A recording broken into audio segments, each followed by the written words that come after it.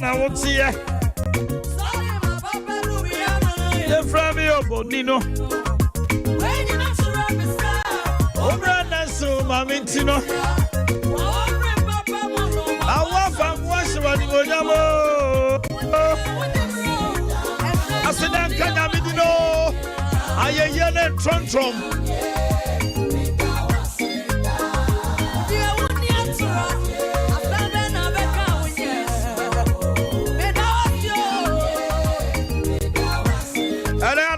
Adea Akye MPP chairman. Ono abosomche ono asuna ye chairman won to me ne campaign manager. Honorable Abraham Boakye, former Abraham Boakye, Dodona friend Poman, former KMA presiding member, Samson Oye Ahojo, former assemblyman. You'll be joining us in the studios. And Honorable Fuseni Donko, former DC, Afram Plains.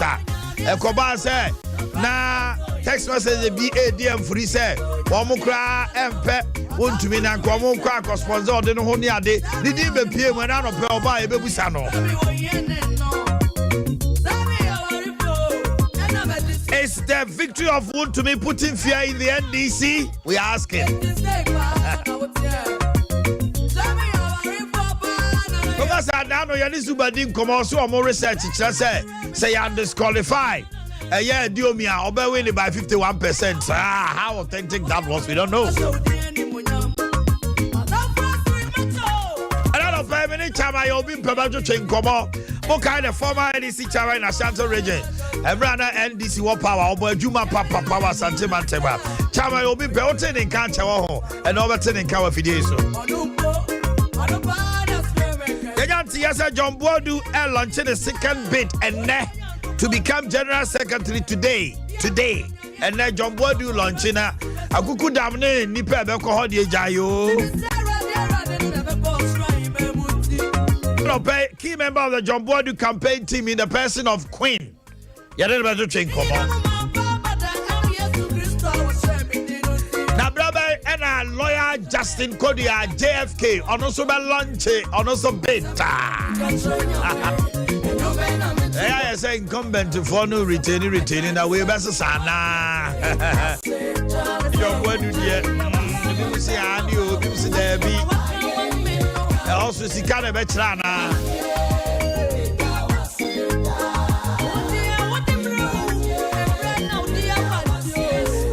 14 to 16 July and National Delegate Conference at Accra Sports Stadium in Accra. The Honomo Anna, you made the ending in Abekoswa, Omukoyi, Omo, National Executives. The existence, right? Oh, my Betimako, yes, Roka, yay, Mohamed Muntaka, Mubarak, Triple M, and the Suno, Adea was your more salary delay. Hey. Unim go for the delay. Yo, Mammy fancy Abebre no man no pay beka. Baba Minko or Hinini Azazwa. So for Mammy Premier Nini Dana Cobra Casanamo Pope to say. Yamiatum, Bibiaboko, my crowd there, Monka Jansum, Maminamo Chargeman or Passia, me barney a Tiesimu. Kajasum.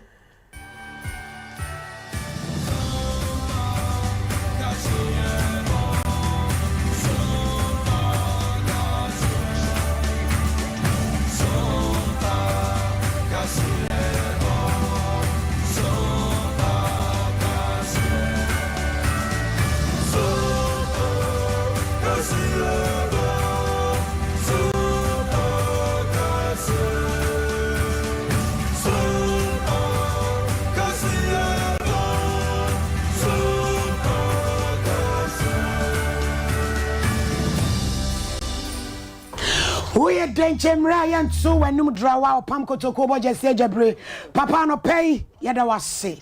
Wahuma bro and Ami Asodi and no pay and Samoa. Yabua no says some pano Sabremo Cassiabo, and Yadebadamo Cassiabano. Neobeti be any said Dr. Richard Amakoba was this a Katuabe Bear Manual Moon, or did he say, Debbie, bet me a chat. On my Pania Dr. Alhaj Mamudu Bamia et on the style be Basabaya, my Sika, Mufa Bombi Mono, or Metia Sabono. Tonenchie waya amane ne amamra madwire tia ne heman ensamso ye adwire gumu no obesi Dr. Smart Sapa wadi ne juma ewu Kumasi Technical University na wale Sompa kasi yedi nkoma odi asemi atu yenim. Buno manta musuafo aso amane nyina yankam na yenua na no na bebo apa. Na yebekọ Akropon Polytechnic empanifo chere se ade bi ha omonti omosesa ntwofo ntie bi na nto amansan. Kete we se anya dodo rewura abusuafo wei na yebekan amamo sa no panonsi abremu kase bo.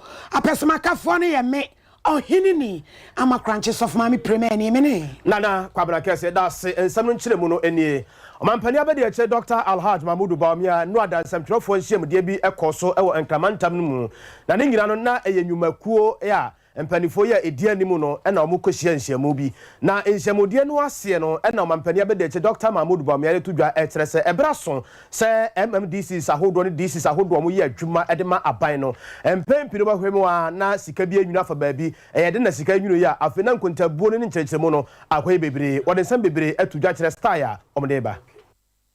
The assemblies are also a major bottleneck, especially when it comes to granting of permits and so on.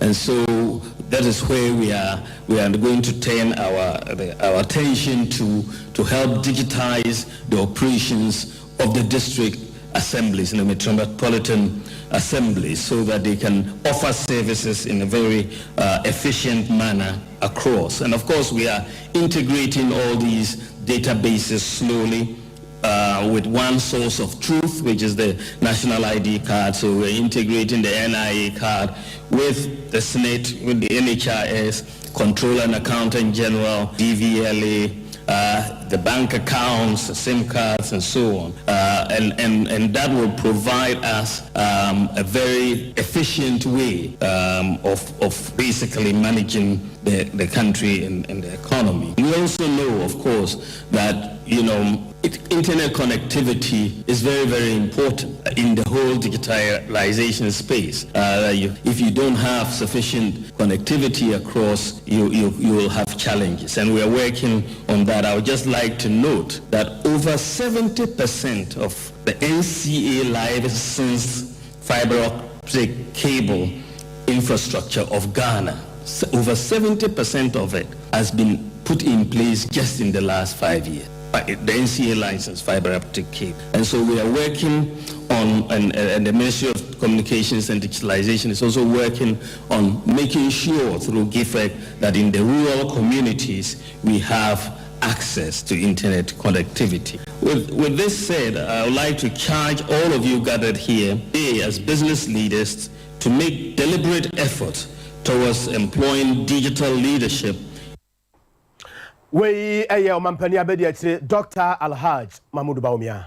Akane head of department Kwame Nkrumah Pomo Dr. Richard Amwakoba and Walker says sikasemwa edi ehim wa manyomu no ogidie pa se bedru baabi na to betwa ni nyina ne so mamu no ye nyina be kabomu ni akase sade we enye yenyai na nkoye sade a wonu e wasika no ebetumi de omu sika sem na be wurawura amanyonum ame eka bi ma menka bia ye no fefefe no asai kra ye papa ye ne Sompa twetwe nkomo kasade afa na no memenda wo mamu no nyina da eni pipi amanyoko to aba eye ni ntiri ne akuni e twetwe wura one mo babedi amanyoko nanimu e wa amantam ahodo mu no eno na Dr. Richard Amwakoba e kyeremu se se wiwe mu fiko etumi ekoso na mpo so obi yes ade ni bia ene yes aso twen ayemfama no no de ogidi se ba kumpo ewom na ye so ni mu a ye nyina ye de be suade ama ono de o ka ne pray se bedru baabi no sikasem o ye na manyomu na ni bie no beba ama ye jai because illegal na go case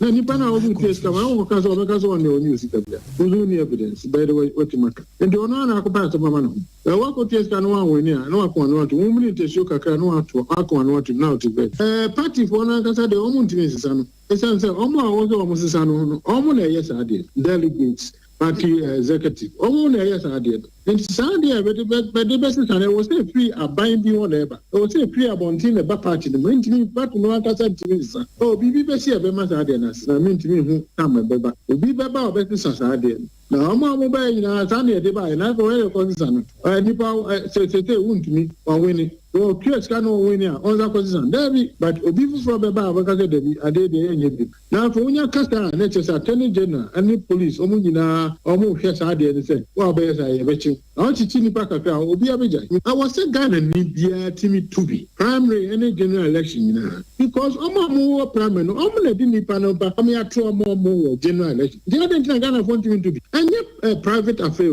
na me chire mo chire Mr. Now, you have to say, okay, primary no, obi akimitu, MPP primary, NDC primary, party via primary, obi akimitu. Name won't even go to NDC. MPP vote and what's going to be there. We back. And the fees are also to NDC and one over 2 years. Yeah, you would dear the party via no a bit matter to be. And then the sign said, people also say, won't even come up back. Me can and yet the grows and America for him. Then I won't dear the San or pen on Tina that was San on place. So, Sika, unya campaign, no as a copious can near to a copious can near to a manas. We need to announce work about Munozo Acodus. What did be Dr. Richard Amakobana Mibusana said, Doctor, Emily Buko Genevieve Sunya 18. Natchez and on 1 chair, Nana Doctor Dafum say train or cementia, then home the metal from say, ya, Menari, Dr. Richard Amakoba. Abusia yenko yanimoy na NPP amanyo kuno abato ye oto ye na anoda no ewiase nyina na obia ehwe anim se de na bekoso ewo asantemantemu na ansa na ensuo beto a ya na onim se emframa edika no nte ka ho bi ma Dr. Smart Sapo de ne djuma ewo Kumasi Technical University wode hwehwemu bi eba bonte ekiremu ba bi abato ne sunsuanso no ebeko na ebre ye to aba ne wiye no na osa ne hwehwemu foforo aba ya wo kiremu se wokata na nite ye ewo abato no mu akiri no and never say no who here.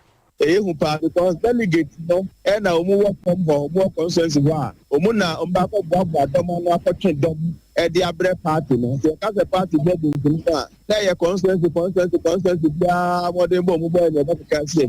It is a constituency being and I said if I don't want 26% to do any jiggle or putting the 8 in one. Many are some they're not far back as one of my very executive Umubaya, and they were on constituencies conference, a move 26%, and you knew the party in the 8. Oyanswa, Adea Akye Abia, I am not and everything. Until much you made, Memphis, a day I'm on my father, and I said, more constituency by constituency. No more pen be paying that at the set making the age now Omujimo it's me back from in about 90%. It's possible and now 100% and Omujimo back and that's not master say we catch my now no or the side 8 and more. That's why to an more Ghana, if I need to the executive Obama 6% so don't believe that the party made. They have to make them believe so that the Obia or they say believe no so I Juma de my party.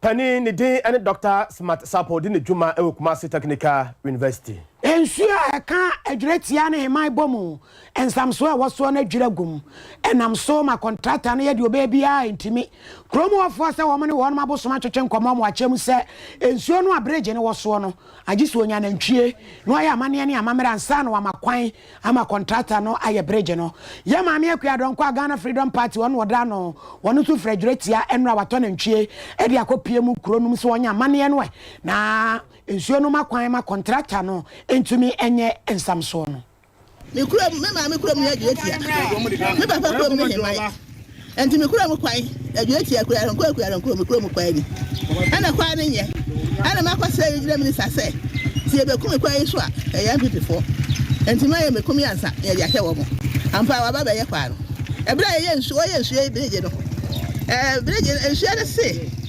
ya ma na ntwi a wa ma ya beje no mo hwe mo achi hei mo wi a mo twa ho awo so wasa yi kwada kwato ho aha ya beje no wasa yi kwada kwato be bi se wo mpre ampa me so be ya peni ha me so mi kuro mo ne hemai mi papa kuro mo ne ho ana me nana hemai ne so ya me nana me papa krofo anti sa o share so peni ntwi a ana ma kwato do me aka se na me yi misika ana ma kwato na ntwi ana ma to nsa ye benifo me papa hemai hene ane me mpanimfoɔ ana me so me aka mo ho e betwa na dia mensuo no na nsuo da makwai am yatimi aya beje no nsuo bia wo na mamre enti sɛ de nsuo na nsuo de ma no a na me aya kwa no a na kwa na dem na fe obi aye free enti ne makohwe de nsuo no o ma me kwa da nko ana ma me na sɛ ka ne bapim ha sɛ twam kwa dietia no enya kwa ntwam na ya beso ha ya sa akɔfa aboa so akɔ nwan ya asa na akɔ enti how de akuta bi pa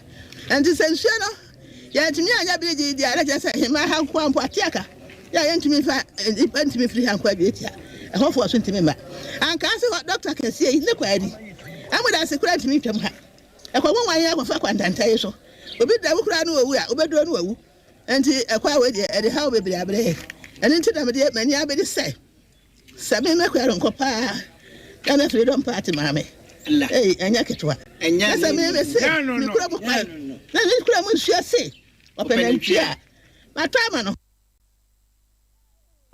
atie kwa nyame bewu ansa na mewu ene wato na ntwie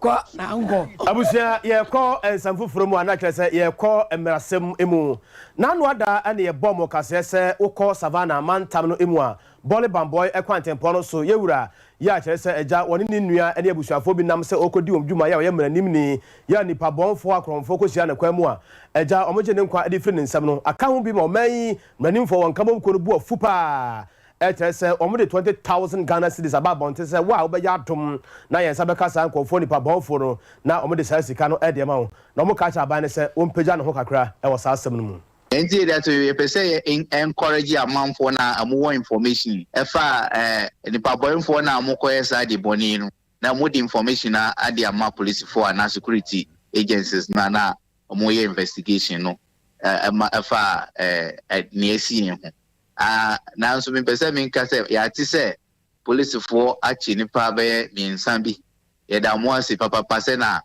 mo de djuma na mo ye nintemtem na mo timi che miensan asa mo nyira ye suspect mo de na at least kire se ebedu baby bacha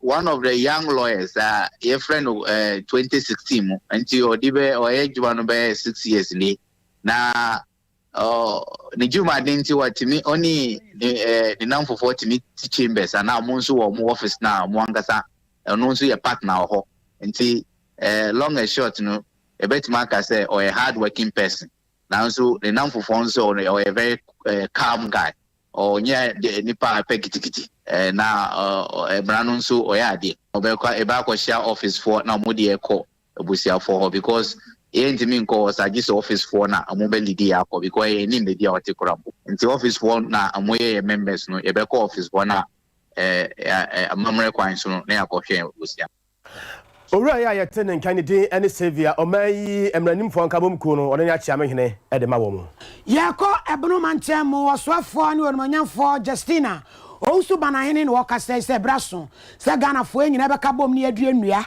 na wo man no se de na adanko akufade na ban se gini Ghana no yetumi abam na wode da kokomprobo e wo German North mensini no mu ko nananom nchen se dwubu so me ne de tosudu mampani pagimade bi untoma ne enua be se wo pepemieno e na yedua ankorankore nimeku ansha aban ase obi amfa ne hunyim na yenua ne mwaye na nyamesha ne won monyama aye eda 10 June ye duanua awo man Ghana ahye so nyina ba bia ye put the bon ya assignment say ye 2 million of these seedlings me no ka say ye Ministry of Lands and Natural Resources in collaboration with Forestry Commission akambo mu a omonya sa enua yi bi ye chama ba bia nti sa me no ka say wo kwa assembly a esa honorable etimi a kire forestry officer no na nua hodo a wo no omutimi eye na krado say obi ba gibia na mom anka be ya anka kuakuo institutions na nanom kura say asase we e be say edua nua bi wo so na ye kone no mudi nsa wo so a mutimi a kire say say dua we ana be boa na mbotae a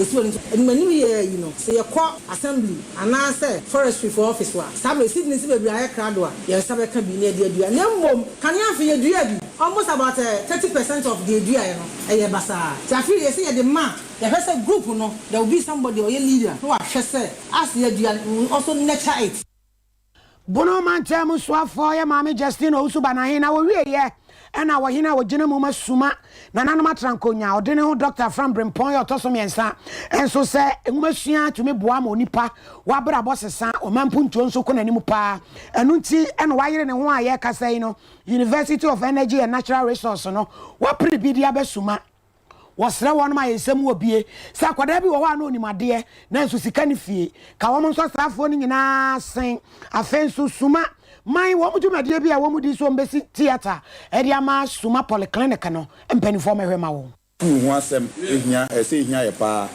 enti University of Energy and Natural Resources ba share bo say by the campus beba dane no be yes ye nika ne si dane no ye si dane wi abeba ye dru lentil ye honorable asuma kireme ne breso ne obeka te so ye apem no aba bi ye dru no dire wa awsa be boaye enti mo bi a obetim dia boaye no ye timia wie na ade hye be wo patamu ha no be so betim bi no bo ha ba pass senga be ko university na obenyi enso hostel nko afi benyanti no na aya accept sanse school fees den ga shata anya kusuru kese eno achi no ye wo clinic wo ha mada roma ho pen so ane ba pajama ye ne polyclinic amai na polyclinic no em say ye condition ba ko say senka ye nya theater mrantie bi ba okrom ha ba na be bo ba ho ne ba si theater na ko duru ba pepe so bi ba kira sika de aka no ye nya ba say 20,000 kora ka e be wi ama nipa ba wontamu ha nyina no chese be ho antobe eno so ye pen no ampem pa unim covid ba yi aba no kora ho akire na nipa ne o ye tumamini enti ye no so ye de to wanim na ja wa ma wani akofo aboaye Monica sa na na wa kan bebetie ba ya ma ware abusia ye ko akropo ye wo atwema ngwabiaja of mense no wasante mantem hase Dr. Penny Edema akropo polytechnic na ye wo honom Dr. Wasatutu wono ne nsamtwerofo di nkomo akire mu sanu kure ne sada manfo si form sase a eda hospital no ho fa no kure ni ano odene encroachment in the nyamene ni penim ne a problem wa ha papa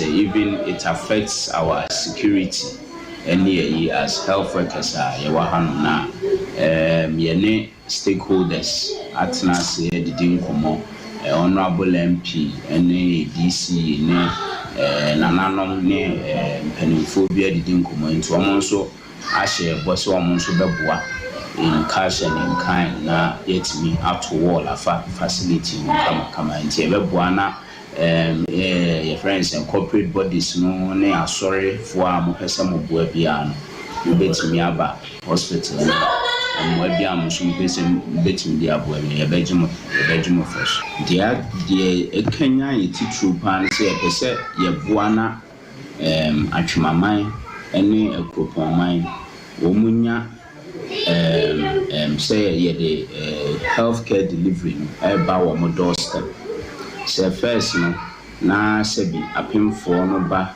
na say bi a wose ye operation ana say bi bia eno no mo fa o mo twa kwan tintintin e de ko konfanoche any hospitals na wo Kumasi ba say ni nyame ayadom ye theater no ye adwuma a say ye operation any bibia wa nti ye bompa say nyame eboan so a ye betimi atre na adwuma wo say ana wo say ye ma bibia kosoma wo no so nyame adom ye jira so anopa na ye de nsano nyina aba na wie ya anopa na jema ma Omanhene wadu Boakye na wode Adea Akye Abia adwumadie no ato asanopa yi nana kwabna kese ena ohini ni ama kranches of mami premier ni yadamu nyina ase ama momoni tie ne hwa adehye 21st clinic say eba sciatica no ho every usisimu kono a woto ase ho no ntina fa usrem ekosi wo nanse ho no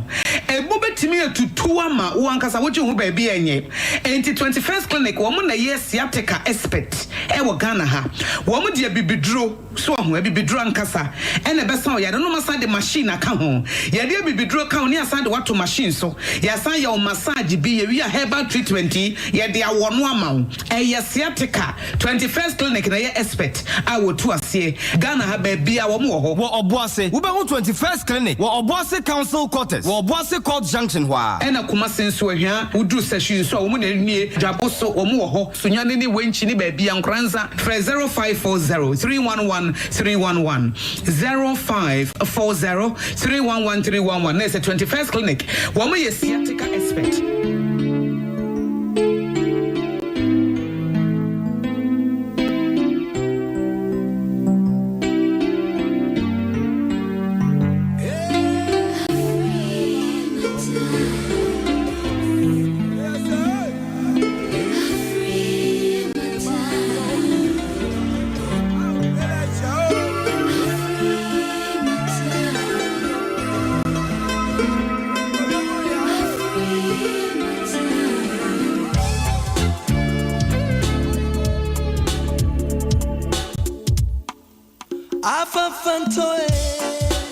Yeah, yeah, yeah. All the I want for Jimmy, yo, yo, yo. Yeah, yeah, yeah. All the I want for Jimmy, yo, yo, yo. I'm watching, yeah, yeah, yeah. All the I want for Jimmy, yo, yo, yo. Hey!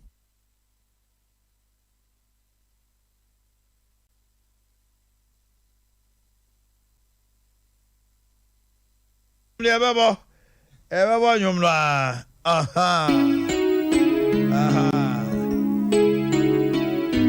Again, you know, never too much. Absolutely, now we don't go yet.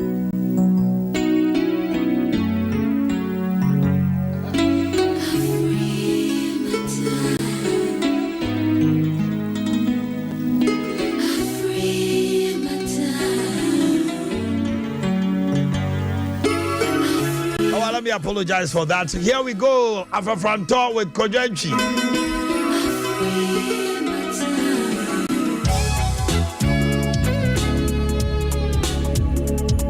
All right. Hey. Yeah, yeah, yeah. All that I want for Jimmy. Yo, yo, yo. Yeah, yeah, yeah.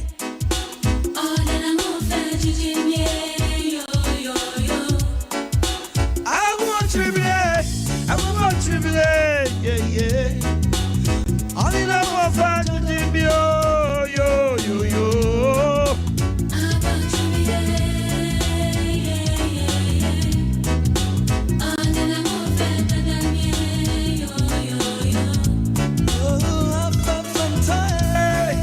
Yeah, yeah, yeah. All in our family, yo, yo, yo, yo. Okay, welcome back. It's 6:24, the studios of Sompa 93.1. We are live on Facebook, that is Sompa 93.1. And on YouTube, please, just subscribe. It is Sompa TV. My name is Omanhene Yaw, yours truly, your man in the morning. Now, Okuya Tabrakwa, any revelation, the other two just said, well, who didn't hear? Another Danko Kufado Nasue. Emra my gun and why I didn't say no there. Over here, I swear 2021. One more way, Juma Honomono, Sikadi Momo Brano, and free from 136.2 million and to 823.8 million. Hey, and that's more Kenya say, the other one didn't say, oh, Hemwa, Nanka, one more way, Juma Hono, 934. You see, I buy no omoye 995. Not just say out of which a massive 337. Political appointees. Political appointees in a good honomo 337. Sika any more brano every 134. I could do 823. So say Sika in Amud in the Jubilee House. Those coming for Kuya Tabla Kwana or Kona Nima. was this say I sorry with Jubilee House. Now I sorry ben no matia. Nana don't go Kufado I create baby as a friend no church relations manager. Church relations manager and a diaspora church mobilization manager. Oh yeah, sorry what I'm saying. Now no, you see Father Nana K. Ellis and a Reverend is a Sakamia.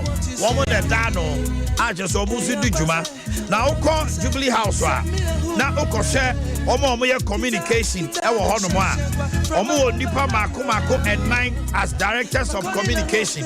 Nipa Enum as deputy directors of communication. Mienu as communication specialist. Miensa as communication officers. Enum as technical communication assistant. Media aid. Assistant media liaison. Communication consultant. Presidential advisor on media. Technical director of hey.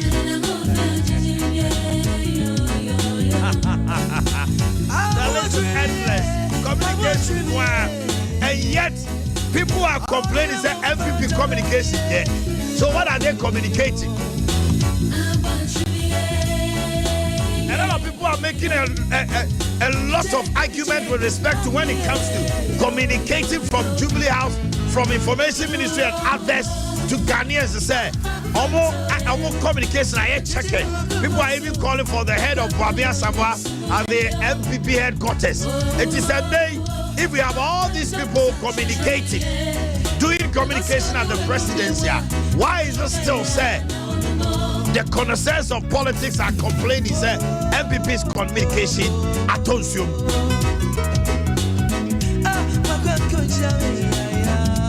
Chairman Bernard Ejibwa Siako is the chairman for Ashanti region, the heartbeat of the New Patriotic Party.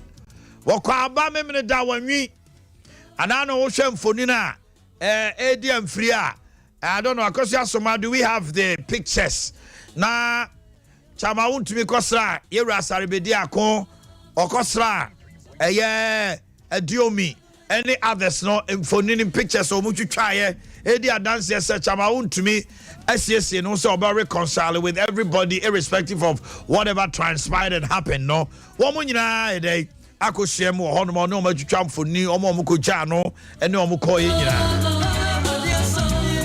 sesia no akoba se wo mu nyina nso so beje pene abeta na chini na djuma enkoye mesrema no memra mitrim ana wo mu nyina nso so de pepa because it here do me say ne buntumi ayere ne ho adwiri no se yesi obi ehwehwe no obepia ba na chama wuntumi na atoa no ne fie ode ne ho kwakwa pia atoa no ne fie so far as the no ade no mo say adumba wi ano mo ene ni nya me dim say bi kra omo ne nya nkita hudia na ne nyina no nkabo mo omo pe no asante mantem ha na me busa se sia chama wuntumi asa a returning his seat no about MPP for who are now NDC for who are now said day mami kwa ho so na me ne chairman ya obimpe ejotwe nkomo chama obimpe me mo achi o ini ame Joshua Nyado na da na o ma ya feel sa nyamia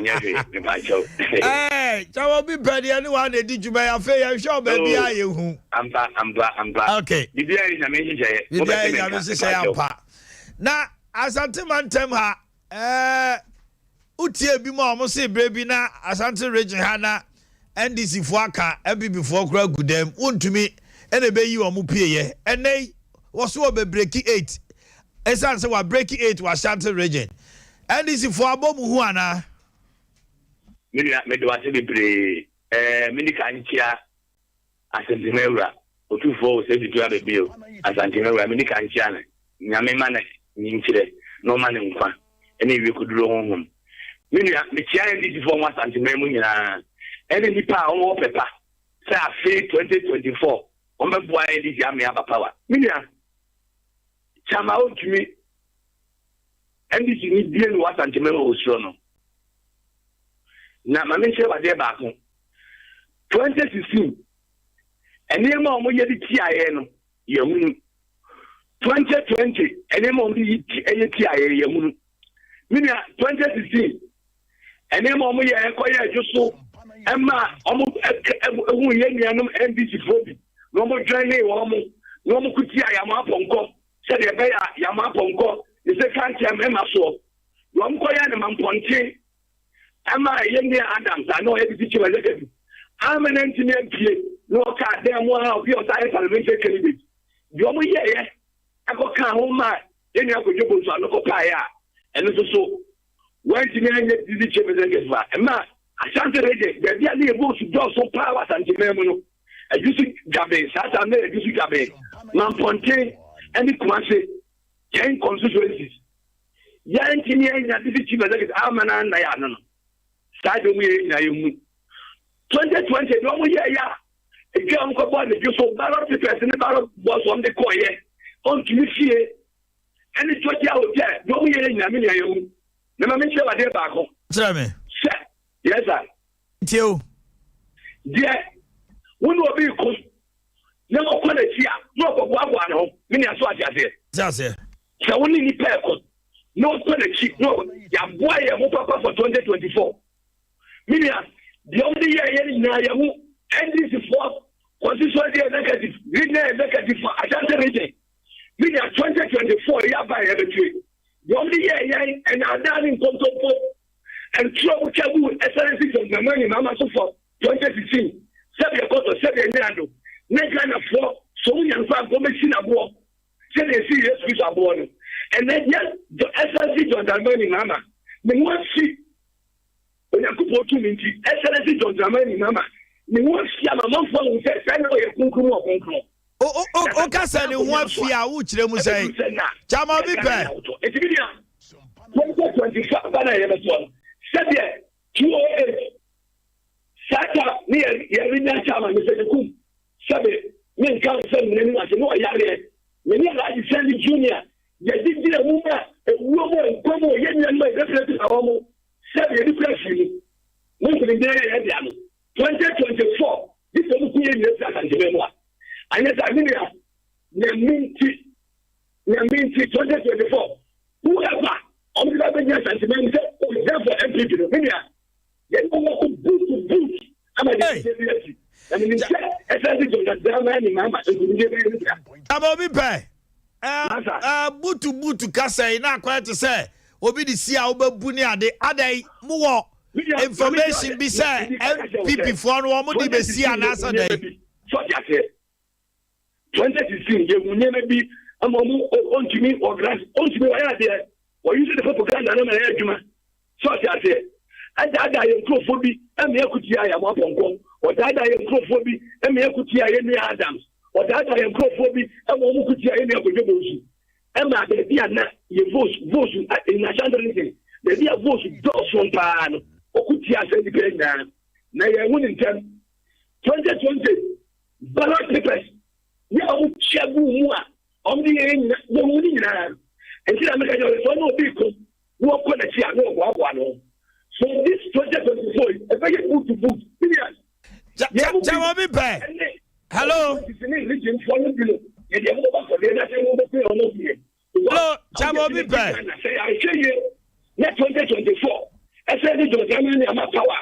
Ghana for become NDC for. Ghana for become NDC for. And he said, young brother, so next 2024. Yachian, maybe Ghana power. Second, no man, one another. Again, the number NDC. Oh, Ghana, man, now. Chabobi Pay. Oka say, would to me more dada moncrophobia. Omu tia sika ne ma omu anase dey na sankrofo mu hu yeso dia na mo dia ye omu. So Ghana na Kumasi. Kumasi. Ejuso kama ye confirm ya maponko. Ana me boa. Omu si gete se omu ma ne nko. Na omu de omu no a omu ye DC fo no omu ma omu sika na. Me de. Me ke sika se. Dem pa dem say se we NDC ni na wagaye ebo bidiri na emra ye ba ba twa ba dendengwe so we dey go bank before na we see kete say ye mpre ma ya moto ko ye nkonsem na na e ba ma wana ya wa bai sana Adams na ponte e see ye Adams sadem because ni nkofo bi any every problem temple no dey support to Adams so sana ye ni anu bi ɛyɛ ma ko bi bo so abeko pa ya me dey also nya asem asantire me yi ni fi ho on the person atiasie the whole mayor of asantire yeah we got 10 constituencies now we got 7 just constituencies je vois ça I want to show almost 180 something and I want to show Kenan Ponte it's almost 200,000 on the person necessarily pay me saying now we know the one that's a we the shine if I show and what and don't pour any number of that on the kabu essential to the money mama son we so I am this in the past I want to manage on the moment because the mama is from four the mama is saying the mama said the good floors in the tea that if you have this then and that on the power when I am down the only Catholic mama so then I'm saying the minty and then the clear and in just and then na people in share that mama am I know you and then let us value and MPP are buying and someone that is on the mama so we are from four or whatever you buy we say in Adea Ghana for you when you know that Ghana mama on the Ghana and no be so let us value I kill mafia woman say Ghana on the probably community on the John Jamani mama so and then the people trying to remember I'm a way in that man the second one I know yeah the I'm on the does I could go to show I could go into the city I could go to so 2027 yeah I didn't hear you can win every picture eti wo ka mo send caution akoma MPP ni won to me say enya de a mo betena ho say de mo ka no say mo se o mo sisi mo no ebi nsi bio Minya so be makano me say NDC my was antimemu any constituency executives any regional executives no yema MPP regional chairman ya no so everything say you in why papa for 2024 there how you going to be CBA you see how the CBA CBA no come here time this then there was something no move here then there was what maybe CBA let's say Meba Joe, let's just say Okasa nyina kyerɛ sɛ asante mantem ha MPP fo wiea mo. Oh, we are so me say, who I just commander, that's me. So commander dance ni si wiea mo. Sasa na me go gamu and I just I do secretary. Me na Nigeria ni na ko. I just to lift up. Na chairman na ejusu commander ya where ada na mu peja mu kom brase Supreme Court man fa sa ne ma we nyina nkodi adanse oh yeah me say dia ni kai uji me fija say this commander bi say me ya bi be say me ne that parliamentary candidate who be can no so and me ma ji ye commander e ti e commander o je ko ja o so se bae me na ka se o yes ono susu go crude ni bia na ya why mu papa insemo ya why mu papa chama bi pa enye se bia MPP adi 8 years na mu fi se mra so se edi susu ba power ntina o kasa David binetie wo a wuti wo se sie wo sire now they compare excellency to Germany na penso na compare na na kufuado anyone to me after issue millions of share o can say I will be so say MPP for excellency excellency to Germany na so na se sire you compare somewhere the day to na kufuado so na dey no kure Sompa 93.1 if pa se be try na jo mama sabe woman over here, it is seen in this our plan and can't yes and today. Hospital, student, a corner, a point, and sure, I am Kamia. Then she had it, sir, in contemplating a brother way to show. When I done a floor, 7 million. And I am this is what become we we have by your president to do. There's no real to come to let them there. I don't know do it. And then, one young said, say you contemplate the next father, more better in the bush of war about Ghana province. And now, no one did contemplate a back of the Manasu. And then, Yakupadum, Mama, I'm on the way to 2024. Jomana, don't say yes, you said what I send you. No, say your mama, sorry for a Ufuma Waba. Straight from it. Because Ghana for cool. They say, but when you're there for Ufu, you are over. Or better, now you say, Waba, try Janice and Faso. It's 2024.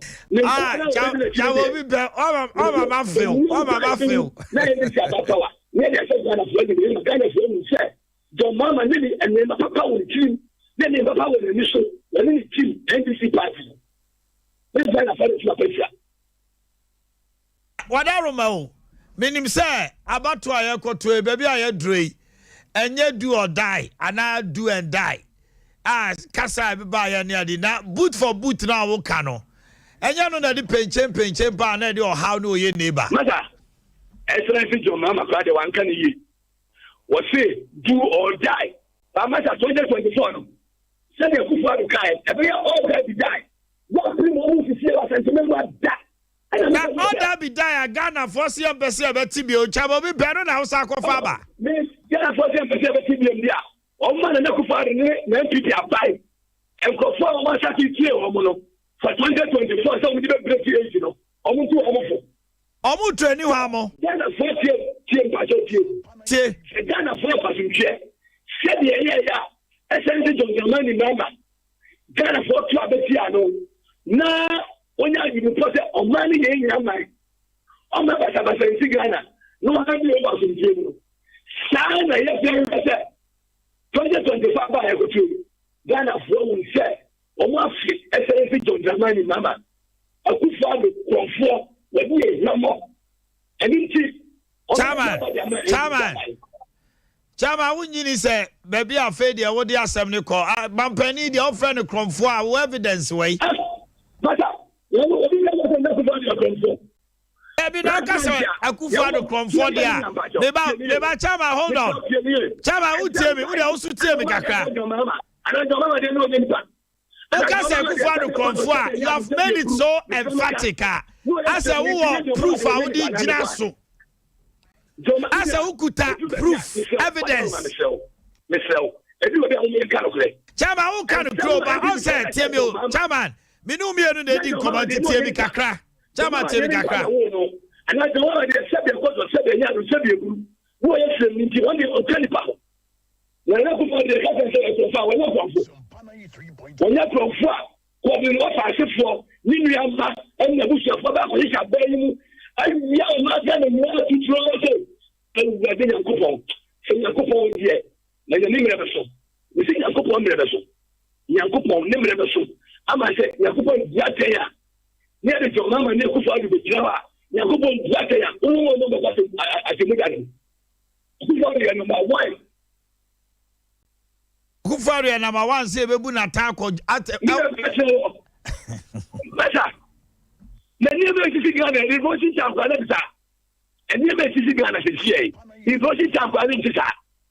And I don't know Ghana. Oh, now we are Papa, we are Bonia, we are fat. And content, okay, the man, getting many men, and you have to put you on the top. So the person, you have to put it. When you think of the daily, when you be accident.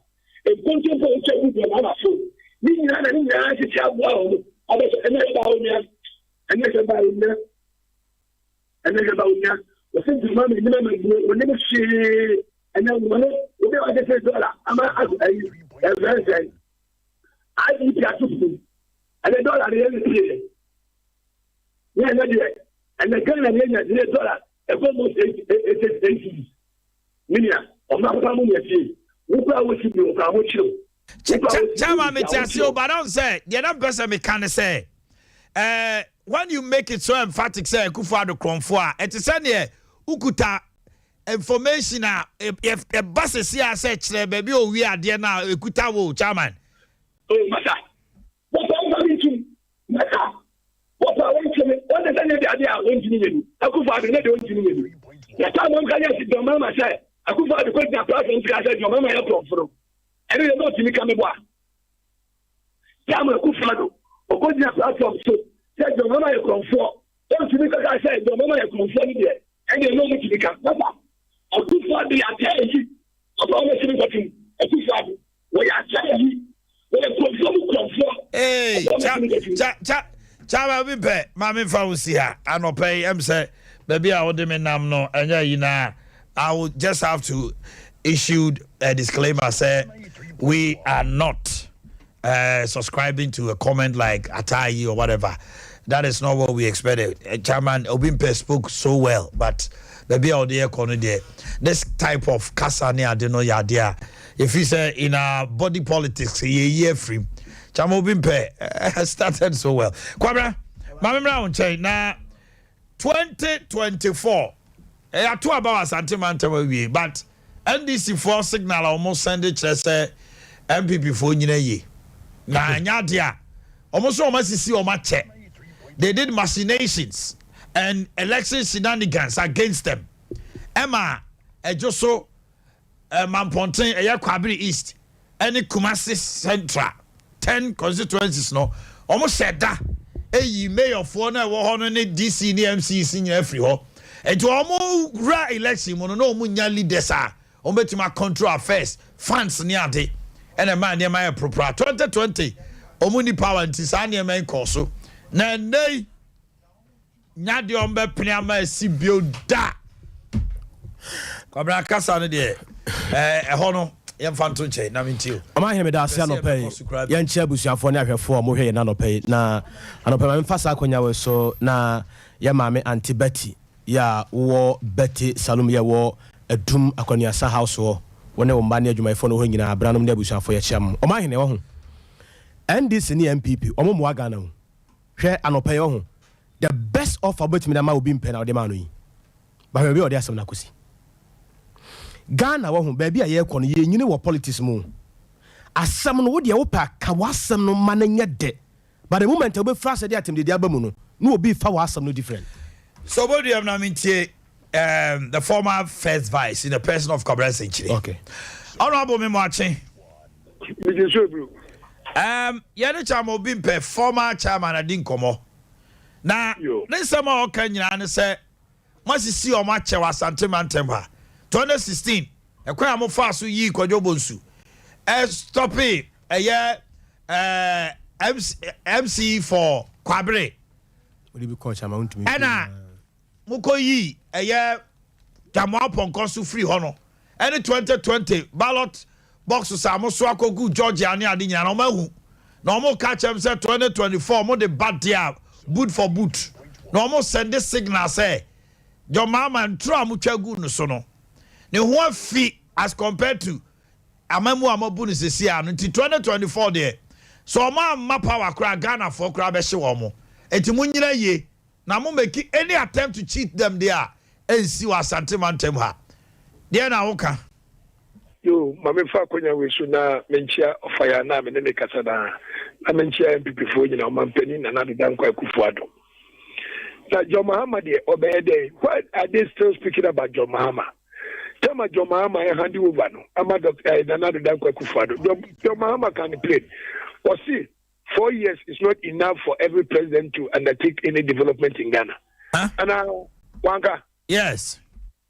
Now, say Oba no be say. Obedi fie nai. Eti Nigeria kano ayebo and the folk guso mo John Mahama din. In fact, I think Jensen because any Panama yati as say. It's 90 million, and you keep on mentioning Mahama. I know Munka do for me. What you say? se wo CSC na so mo so fa sa akonya we so a no mo sisi kwabradofo no betime di nhwe wo twama wo mo no enfie na ama wo enfie wo twama wo mo no the same thing no mo di sisi the abai mu kwa mo nko promise master teacher John Mahama notwithstanding that yeah the omu bi anywhere issue no in a sense e krobi wo ye fe kro no di asempa so udi asempa wa nkasa no udi wo afufie na the America and say 2016 they were in power and then and ye nkosisi wo mu 2016 they were in power and then it is ballot boxes echo Georgia and the okano and dia e wo mu wa sentimentum ha na no kure eye bako se ye di puntu na ye di beye ye campaign ono ankasa nim adwuma lawyer John Kuma wa bonu wo ejiso a ono ankasa tie ono ankasa nim adwuma na nado dankwa kufuado wa bo ewo no ankasa nim potemu ejiso enti ejiso for they will judge according to adwuma obia no aban bia no ebo wo the district enti enye ntokwa enye tu enye sika enye ajan ho jazie enye sisi eye kasa enti the same kasa no a omdi jaye wa joma ma ka kire se so what the sika ko kra be ya sentimentum akwa nyina akra no a ye enye ye fe no ye de yamfa sika akọ yamfa gete but ye bujujuma ama sisi so abekon amu so me kwen gusu ayeye ebe by October yi kwa no eba be the way interchange enti ye bese adwuma no ntokwa ni nyina ni adwuma no ntokwa no ni nyina ni adwuma na wo ka so waye enye blues enye hwi ena enye patapa so ena edi be ye patapa ye pipifo edi be ye nyina ye adwuma yabo ne kasem no se entro na mutwa eroto omampani jomama hono se si awadware ama ne ho afi corrupt practices amoso were corrupt afi oni ni nuanom no se wo kohwe ene MPP mama momo a na nado ne nabusuafo na afra omani mu nyina ba bia position bia what the to jomama ho de anagesa jomama ye sent eno kan say na mamesre wo confirm na omukọ e no maba Saglami housing project omaba Bas Brandel aba Maslok Sedinam omrai yentrane wajane kwetna America wayede ena Ghana court no so no NC media for no NDC or media houses any both electronic and printing se corruption bi wa at least obian ka se mo monka they have the right ometimaka all the corrupt practices yeah but I know say yenye corrupt practices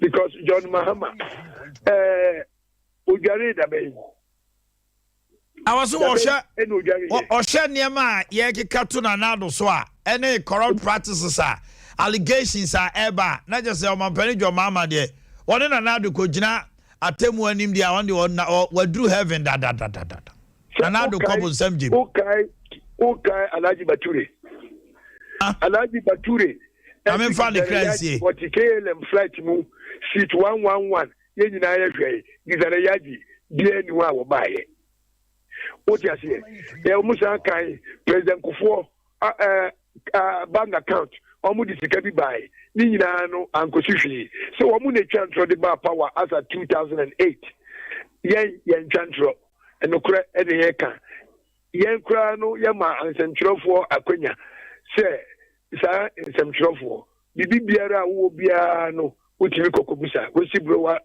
no act na yeye no enti so office wo bibi a etia any corrupt practice MPP aya you should come out with it. It shouldn't be a mere allegation saa de no yɛtwam Alhaji Bature nyame enye ne nkwa ofri asase so no woni amabenyuado entro no afri mu ndc fo no mu kakra enti we should maintain sanity and order na bibi biara wo bia no he who alleges must approve so just say pomu approve ni who say yes there's a corruption charges na near what say ye bia no social prosecutor and take it up from there. Right. Chairman, medase kwabra koku senchire na mote ne kano. Mamima bedwafo aka kwaba. Yaw akwaba. Akonta na I want to say Erade adum erade. Oyi ni adatwa. Obaba na I want to say Erade adawo. No bad. Kwabra na wa homa no so. Yes, Omanhene na me hwe nsam mienu bi wo ha sei. Me pese me busa ndisi na MPP for say de omo keka ne de omo ye no kire ye say enipa omo di anim no. Enyo me ye to aba ma wo mo ana. Because I don't get it. Say sa na omo pese omo kire ye de a na firi say abato obi an obi awiam tia ne yonko. And I said omo kana election. Yes. What ubo wani ukato ani abete ne awia. And they say basa so they are all accepting say they are all thieves. Yes. They've been stealing elections. Yes. Nti basa ya nipa na di anim no enyom na represent yen. Te sa na ekoso de a Omanhene wodi anim no ya nto aba ma Omanhene mu yeto ma abo ama. Eno mu wi amu de ma Omanhene. Sa na mpese omo kire yen. Da bia obi ase awia no. Yes. Nti tama na NPP for say NDC for area NDC for say NPP wi omo no omo wo he. Anasa on person mo kire Ghana for say time on no omo so ba no omo so wi NPP na ba ya na. Se ba ifo so no yonko ba ifo. Kromfo ne hu no yonko kromfo. Nti tama na NDC for ba no omo so person mo kire say omo wi NPP ana. Omo ma omo ni da ho nti entima nwia. Ene sa so de a ene mo ni na ho. Sa na person ko ne dia. Na so no se na ni da ho boot for. Na se woni da ho boot for boot wa ye ni atem. Sabi obetimi aka wasem afa kwa bia so aka wasem na so ye ni atem. Ghana for ade akye no pai say no ho wo bia adwene mu da ho pensem party o. Yes, politics ne the antimi free system no ye be ye. But eno nche se di atem. Asem a wo kan without evidence ye ntanka Omanhene ye wa ha say ye wa ade nyina ho kwan. Na so ye nyina na fata ye na wo kra na wo te ha no wo ma ye kwan say ye metra ham keka nsem bia mfa ye honi na ye so de just because say opportunity there be ye nya adwuma sa. But here is the case ya wo kan some na constructively na wo sa wo kan some na say de tie akwanya na ye de ma wi Omanhene sa wo ba na 10 minutes kra airtime to 10 minutes ye say and the numbers yes. 5,000 nta no pay ma wo sa opportunity na wi say MPP for to aba musuro wo mo ana de wo keka kire say musuro MPP for because some of the kind no ya hear who the other kind no so be di atam na wo koye and you say ma kwase be di atam na ko with this platform ma kwase be di atam na ko kan wa sam say de titie kan wa sam na say bi obi kura no e bi o floating voter obetimi adane no ho obeto oba no kura de ama wo are you getting my point but the wo ye no de say wa meboa kan sam say de titie enti da no mo hu say sabi MPP for ka say mahama eye kronfo no de na mbo ye mo communication team na wai mo communication team na way Ghana for bia say MPP communication team no e da form momo de way because you nim said the opposition party is there somebody obama we no tough time until tough time through mo communicators no they no mo ye what are they doing and what are they bringing on board they na mo ye until some time say was sorry na mo hye mo niam bi ade bi kura ho no ma Omanhene say me no ko si akan sisi ano a ade bi o ha me nka no but me ye adwuma no grounds na no de o ma ye wa hai ya ne nyina ba na wuntumi adi nkunim no na ye ka na ha say ade bi o ha wo se koka ye ade bi so ho se wuntumi ye eni kwa so ma ne tirim ye ne de because some people for to aba say munsuro a say kan ni kwa so mo kasa ka so mo bosse but ma yes wuntumi abanti yes because say bia o ye cheap de mamu de a e wo se mamu ni je kasa ye ma start kasa munsuro wuntumi o I'm telling you ohun so yes o munsuro do mo kan no kra nkyerɛ because adwuma wuntumi I am not here to campaign for wuntumi but clearly no wuntumi ehuhu dan this for so because ye nimsa wo ba 2016 kwale se no hihye ki kumase no baabi wo ha wo silence wo mo de na ekoso no si ye nchemso for your grants de media ekoso but to timi silence baabi de na si form a wo clear na ma free kwa mu mo mutimi wi ni ye enti wo sa wi ni na wagire musa wo ba no wo so ne target ni ye 2024 enti masa wo metena se na ka so konkra ko ye den wakọ boa no ho wakọ gi apo ama ni mu aye dunti wo ba ade bi a wantumi ansiesie no enka bo mo ne na kasa because me say na do dan kwa ku for friend communication teams ni be friend no o me man guidelines some asa niema we ye ni asante region but ye wa kla ho no you say this is the situation on the ground ntade bo ye we na clear we free ho wetumi akonim because their target is 2024 ye de course okuma no do we no aye standing block wa betumi abo omo no wetumi achieve power no 2024 so what are they doing? And this as a political party you know sebo wo ho say mbetumi man na do dan kwa kufu ado tough time mo check no de ba guidelines bi wo ho a na mo de agu akwam na timi aboa mo e ba sa mo campaign message no kura no mo to ma Ghana fo mu yedu but e bie kwan na de ma mo ne mo opportunities na mo be kasa say they are say they are ba ye de na ma ye no ba de de ma ye e ba de de ma ye kwabra kase na kwabra kase mo tene kan no ma me ko ya aboa ma ho no mo ya you heard Chamo Bimpe you heard kwabra senchire a mo nyina di akotene wa Asante Mantem MPP aha no mo any battlefield no battleground. The reason is simple. NDC your chair voter region any your chair voter region muma ebe voter ni otino oka omu vote bomu a ena ebia ewosro nanso so Asante region nkoa ma NDC 659,000 meboa. Yeah. 659. Yes. So what it means is say we Greater Accra, the next stronghold of the NDC is Ashanti region.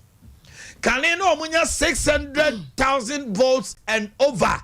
No more power. This time around they had 659, yet they are in opposition. It means to say in nominal terms MPP increased in figures. Yes. They were percentage wise NDC Kosro. But Ushemwa, anytime NDC benya 28% or more winning elections. And I would to me from 2016-2020, what see to it say they don't pass the 26%. No, Omunya 26 point something, Omun rap 27. It will need the asotekra. O see to it say MPP 4, on in a beja 4 as sentiment she said almost on track that Rubicon of 28 no and now 26 no. Now MPP ni NDC nyina who is Ashanti region is crucial. Yes. Here is where the votes will be decided because Greater Accra either 51-49, 52-48, either 53-47. There's never been a time Obianya 55% cry. 51, 52, 53, 49, 48. It's the other margins, no. Obianya millions. No, be there be 100,000 and not 200,000. But come to Ashanti region. NPP, HR 9 regions, 9 regions of NDC votes. As are the 101,000 to a my home say, so it tells you, say, and this year, Juma Omuya 658 as a 59,000. No, Amwa. It's this time around they targeting about 800,000 in Ashanti region. Can they achieve it with one to me at the helm? Who also takes over? Yes, we are told Joseph Yami is coming. The former Ashanti regional chairman. For regional chairman. Yes. National organizer. That is what we initially. Okay. Komodia because to say Konsaimra. Former sports minister. Yes. If you must say there be while rise it to a level a national organizer bebuano. Okay. Nana Kwasi only want to me the tiny. Ekoyema NDC for say this time around. Ana chamobi pesaba. Chamobimpe na Kwasi ebetu no. Yes. So okay. It's Chamobimpe coming back. Ana na akonta Chamobimpe ono time no nya vote send na NDC in Ashanti region. 2016. In 2016 onya be 400 and something thousand. Onya 410,000. And I'm on the co-position. Enti Nana Kwasi nye failure. Nana Kwasi ma 650 something thousand. 659,000 as against all the 410,000. Time or more 2016 there were some machinations against them. But that is where the problem is. You are in power and the opposition machinates against you. I said 2018 MPP for to see a real. Yes. Not Ghana 4% papa masu. What the power out here real? 2 minutes. Yes. What do you make of this way? Who said you won't be about? And I say it's much ado about nothing. Akota dear ma chairman won to me win elections we nye bibia say of my maker sembi say Kumase for ne Asante man free say edru baby penny bi sorry nipa bi sorry wa Asante man tema say eka manfo anu tum region no a NPP amanjoko fi say e almost stronghold aha no makoma se aha na ye party ni engine no a wo mo dompa aye katwo boya empenin kokra mre wa betie si abonte so no nipa kuma bi sore e koma no tumu e wo region nim it took a certain chama untumi e de sore ye e be stop is ade no menkai kra menhia north constituency efri buo krom e de ko eye ne your friend said duase any sa area ho no se ba se bi eye registration exercise here how many times na akunta na wontie yes boys be the moto wo makwa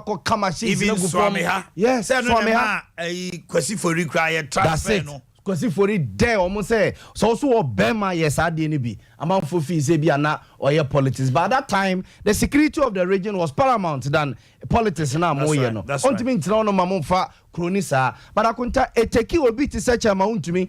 And I be stop it no in 2016, in 2020 was stop it no. Emene unse NPP amanyuko no e wo control pa e wo Ashanti region mo. Eti chama untumi win again no.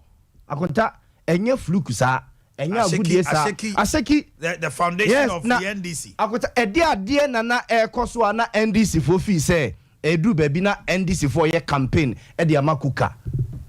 What I say, ade na na ekoso de na no mo hu e wo ntumi hu ntia na mo fi say yemfa we mu mra dan say on be maintain wu ntumi. So yes.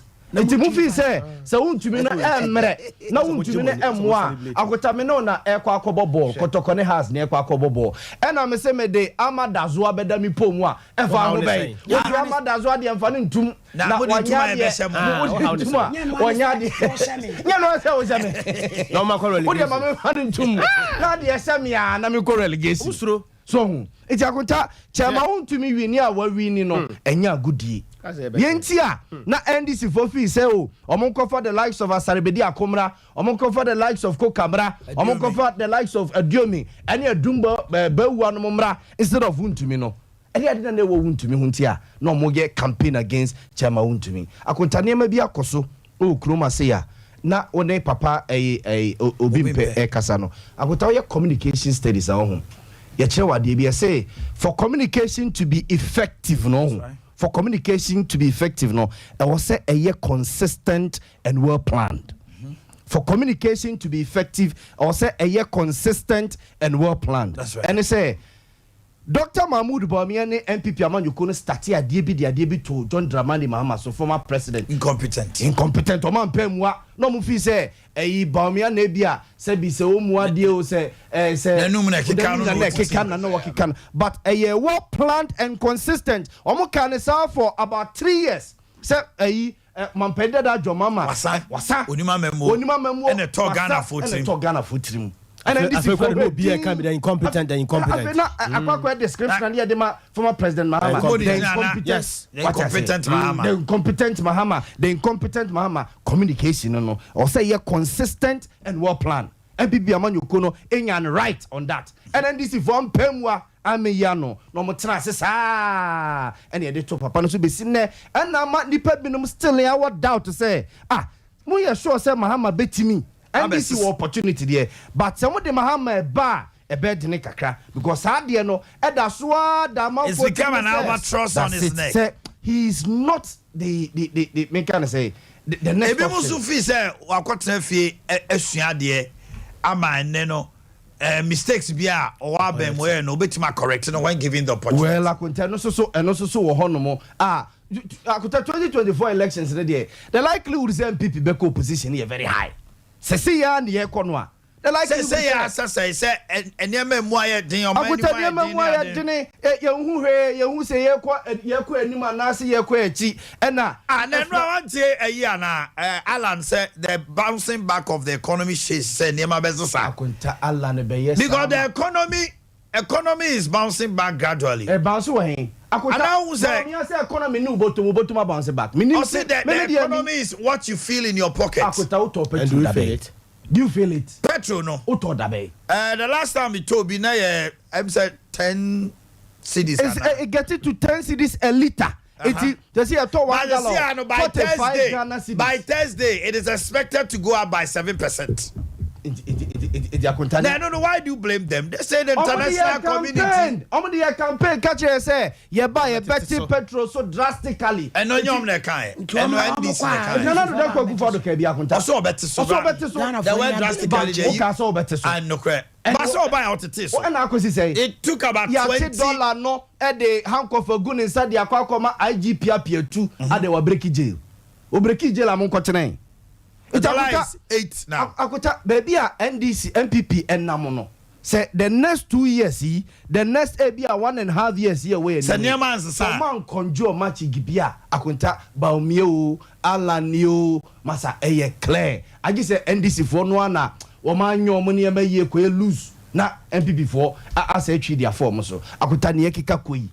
Nipa be brave. He say abato no krano and faso niso because yeah. Edu baby akunta about 10-20 years ago, Nana Danko Akufo-Addo was the hope of this country. Nana Danko Akufo-Addo about 10 years ago, about 15 years ago, people said if Nana can't change Ghana, nobody can change. Even from 2016, what has happened? What has happened? Yeah. When Nana was expecting from Nana Danko Akufo-Addo? No. In terms of GMO, infrastructure wise, MPP yebi. Akunta onyebi. Infrastructure on compare former President John Mahama. Yes, really? Infrastructure. Yes. Sompa na boga ekano. Second one dey anko Ghana for job and Mahama. Yes. Infrastructure. A former President John Dramani Mahama. Yamubo Bodin. In terms of blocks. MPP for quite aware of that. Almost see STEM schools so said there. Almost see. But won't see. So that's why blocks. Omanhene Yaw mama 40 something. I could talk 40 something. A STEM schools they say. Yes, STEM schools. Abroad. KJ Dubai yes way. KJTA. Asam keto kumase. O se NPP amanyuku mo se asante mumfe makoma sa NPP for nkyere.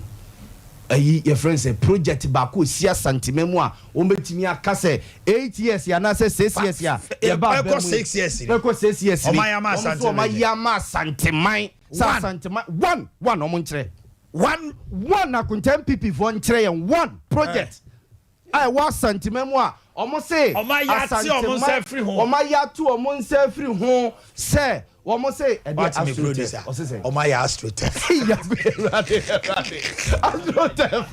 Right, we are actually producer. Pa, the assembly now is agroben with this. Okay, your friends say, Achime Boakye, Astrotef for what tennis room, Astrotef for what hockey pitch, Astrotef for what even rest houses, a woman, and then you come and see the AB. But I'll say, Yaw, young shad yet, Asama will watch my goodness. I go say a crab, and I want to say, Asama will are you telling me, say, MPP 6 years, there's not be one major project? Okay, say airport is in the offing. Omunsi airport no kwa NDC for twema omo obeka so omna kwaji sika no be na pokiasi interchange omo so omo na kwaji sika no beto wona no ba se obi ji sika to ye obi on kwaji sika wadie oh yes e ji so kwaji sika to no obi di si edan a and I was yes wa utumi ganjan se wona oji to honti no because e bia ukura wote ye no kai yesa to aba ma anka bia anka ka be di gansi so the issue is this at least airport Nana na be cut so that though it's almost complete. Complete. It's almost. But by 2024, by 2024, MPP bet me the necessity central market. MPP bet me the necessity. I could central market in every more. Oh, maybe. Maybe problem in you. Airport maybe our the problem in you. Afari. Omanhene Yaw mama up to 35%. Mosima we 93%. Mumiano.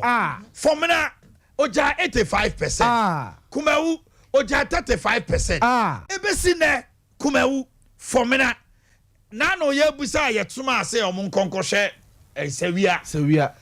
Mosi ye wie aka kwan ya de be ko ho. What is the reason and what is wrong with MPP in Ashanti? Anything na bebrebu of fuchama wuntumi say. Koprim ba Ashanti ya to aba ma say fatokas. Yes. Primpun bra Ashanti region. Ejina na no na me ka che ne say wadi nkunim for the third time here wadi san nkunim. Ama ye hunu say wa mature normal Asante nkoso Asanteman nkoso ehia ne pa.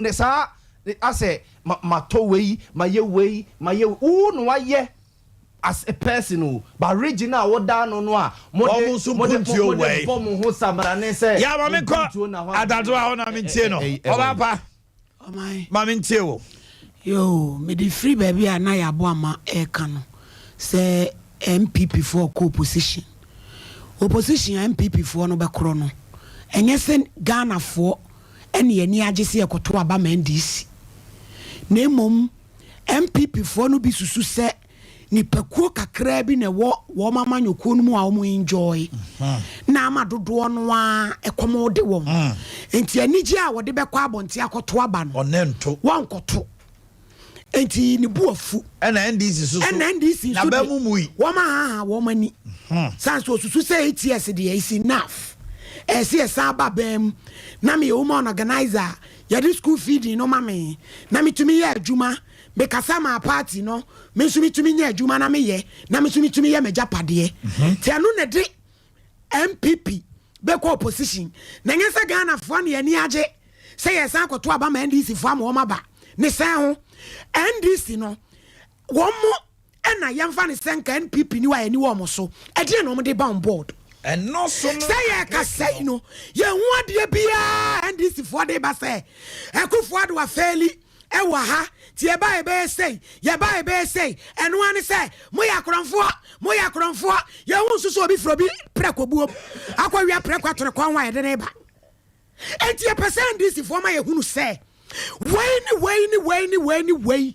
and ye dey ba on board oka almost say manifesto beba da pen enti samona mo ye optional e dey ni agina so si e meto aba no mamo na mo mra enya say just o man pani mahama eba sa ena man pani mahama eba na man pani mahama eba wo ba an e dey na mo dey ba mo si MPP fo anya de na mo ba wo men yampa ye ho kire yen ahokyere wo mam etidie na mo de ba esusu se mo ba Ghana fo ye ho beto yen yan TV na MPP fo ne so aye wo mo se enipa ko kakra bi en ye didie enkran na ma nipa nyina boafuo ti se MPP fo no breaking the 8 no be break ya en wo mo ntrem na wo bia you be you care I care I like that. Yeah, you know what it is, baby. I know, man. Kosumamia. What period did ye? Never go for. Nasa koya busia ko kakra bi. And no mu enjoy. And I yakade. Ya fon. And ya ho kire ye na komode yen. Na wo be ka kire me sese ani pa no. Empia bonte so nkoy compare. What the papa be twitwa wani so. Because ne ho kire no. And a do position no so waka wasene mu. And wakai wunchiri. And wakai wabusia and wakai a group of people bia. Omoya aligned to you. Even when you go to the party, a bimufi say those from J Kufuor's trendy benyina and sideline omo. Sir? And people you see the funny thing is MPP for so too maybe they are hypocrites. They sit back, they cry. When they meet the people, I almost kind of crack them almost say, I deal anyway nya. Where I can we obiti baby was some na no answer breku. Any social media langa so mbeto to aboaburu esesia. Enti de ye kan say send this fo ni mu say wo mu betimi aboa Ghana fo bra ye wo mu ya. Wo mu fo mu hihye ye meto Ghana fo anim. Na ye hunu yo so dey ba. Say na petrol dia so ya wo kaka. No wani da so sa baby beba te petrol so wo boa. Den te so de ente so chena age se wiase e de no ba fom na nya sa aboa ya ante bi professor Mills meto do drasikari wo mo ba beto do drasikari ya ante so etia no de amanyofo nte ase mamu fa nya politics biem petro enso wo me de beye sabi Ghana for so nche de ewura fi asemti ye be kwa akodi akire hey amo de dollar beye dollar no ensa na chi hey ma omampani jo mama say Ghana 2024 ato abama no wontumi mfa dollar nko na chi eti ya boa bi asamwa no say ebia be stabilize eda 8 a oba ebia da 8 a ntimi konadi mba ebe koso kakra nobody hwe se dreka asembi oyini a quick one or say omampani jo mama ba be di mfie 9 na mfie 9 no omampani jo mama say 4 years is not enough for any president or any government to change the fortunes of the country. It is interesting obusa say 4 years no then na omampani jo mama so ba obetumi aye ohini mitiu enti some people for na ye woma dwen say ye bebre create wom ma ne ma ne mra fom communicators wom buafuo ekwam de wom a wom hyehyɛ dem a kom betumi akɔkana na kufuado ne ma waye akira Ghana fo ne akyechem e levi ba ye ba bi esase ye kwane ko kyechem ye nkɔ kejom ya maame no mo no mo de sika ekɔ kwan so kɔtɔ niema manya daja kyechem ɛna ye symposium aha ɛna ye wa ha wo hyɛ de hunu ade ne nkɔso na ye ne ansantwerofo bi a ye yam hyehye yen ɛne ye twa ntoma se ekokoso ne betena ha na me kɔn ntia twetwe na ye kyerɛkyerɛ kakrakra ɛyɛ de yen etu amoma ye hunu say we ni ade ba on board ti Ghana for munyi ani na moto abama yen na se bia Ghana for be san akwa yebrentio mu a wo makọ sam pipi for no susu se wo mo be san tena so de a wo mo manemra fom ya papa obi mpe anopai ya pare chopa ya ye de betumi bia sa tania e wa manyo semu no ye be ye afrim wo be gina afirikase we so kase mampanyini ya tayi ene wo ye kronfo na sa kwada bi so sore so be di mampani dada ma amatemo a enyo de yesre Ghana for mpanifo yesre so obi aye bi nura na nya enu chese na de ye enti ye pachew dada obi mpe anopai de adabraka ano edeni so obeka se mampani na adan kwakufu ado ye kronfo eno ya tayi no eno no emfa mo ma power. Okay, so what your mommy nominate Queen Jennifer Queen is a key member of John Body's campaign team and there Omo Alonchi John Body's campaign. Queen, good morning. Morning, Omanhene. Now what to say? I obey Jumason ewo stadium. Edu maybe cry just na ore ya free hu say wo share te kra wa bie na nka wo ya mama fo anya free ka mama fo ya anya free show ho. Oh my goodness. Bacho my brand here ba ko ha ya bo ama o se me nka kire o se bo ama ya bo ama Libya burger o so o chia na obu mu efe pa minim de ohun ye Johnny heavy no one call or back of the one and the boom at any call heavy. Yes,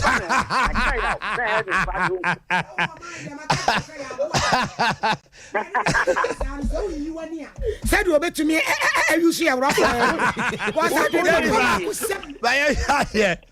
Queen and occasion here say sir energy now who send me display or stadium no oh dear what uni me what I say you know say it is the same energy that I use during general election. Right. So I expect on one. Now regional minister, kono mu bon tutu, incumbent chairman e ba na ye bon tutu, no mu fa sa energy no. And then mo ye in stadium. To say me as a bit me energy no stadium to get what I want to know. In the general elections. General elections we do mo bi anya nko hye de. Ye anya dwuma de ye ni nko man. All right. And that time by potty and John lunch na yin na dia na Ghana for nhwe ni mu yedin ka ma me fanchi ama opim so say mo wona hembobo ano ono so no ye kowura na empire da bi oboma na na no ne ma na de hye wa asante nem na de hye wa amama so ebi am ka so panyi nkayo opim so nkonkonya dem no gu nsa say obo ne ma na na no mo ban yi ne bi kan do say yenti kuro no obo e kan ne yeti kuro na jana tifi na afọ nkofo aman so nti ye bedo opim so ne na pamfo so asene amo machi na mama me regional executives so achi o ma we dem so ma me fa bo ba kunkum no ma mi no wate na friend say me chia regional minister na me mo bia committee no from police station level electoral area constituency which I was part na ye be do region na fe de ba national Ashanti regional delegates medawoma se isi enikeja enya seda ye be kan say ye dodo na adwen kire o we nya obi awia obi.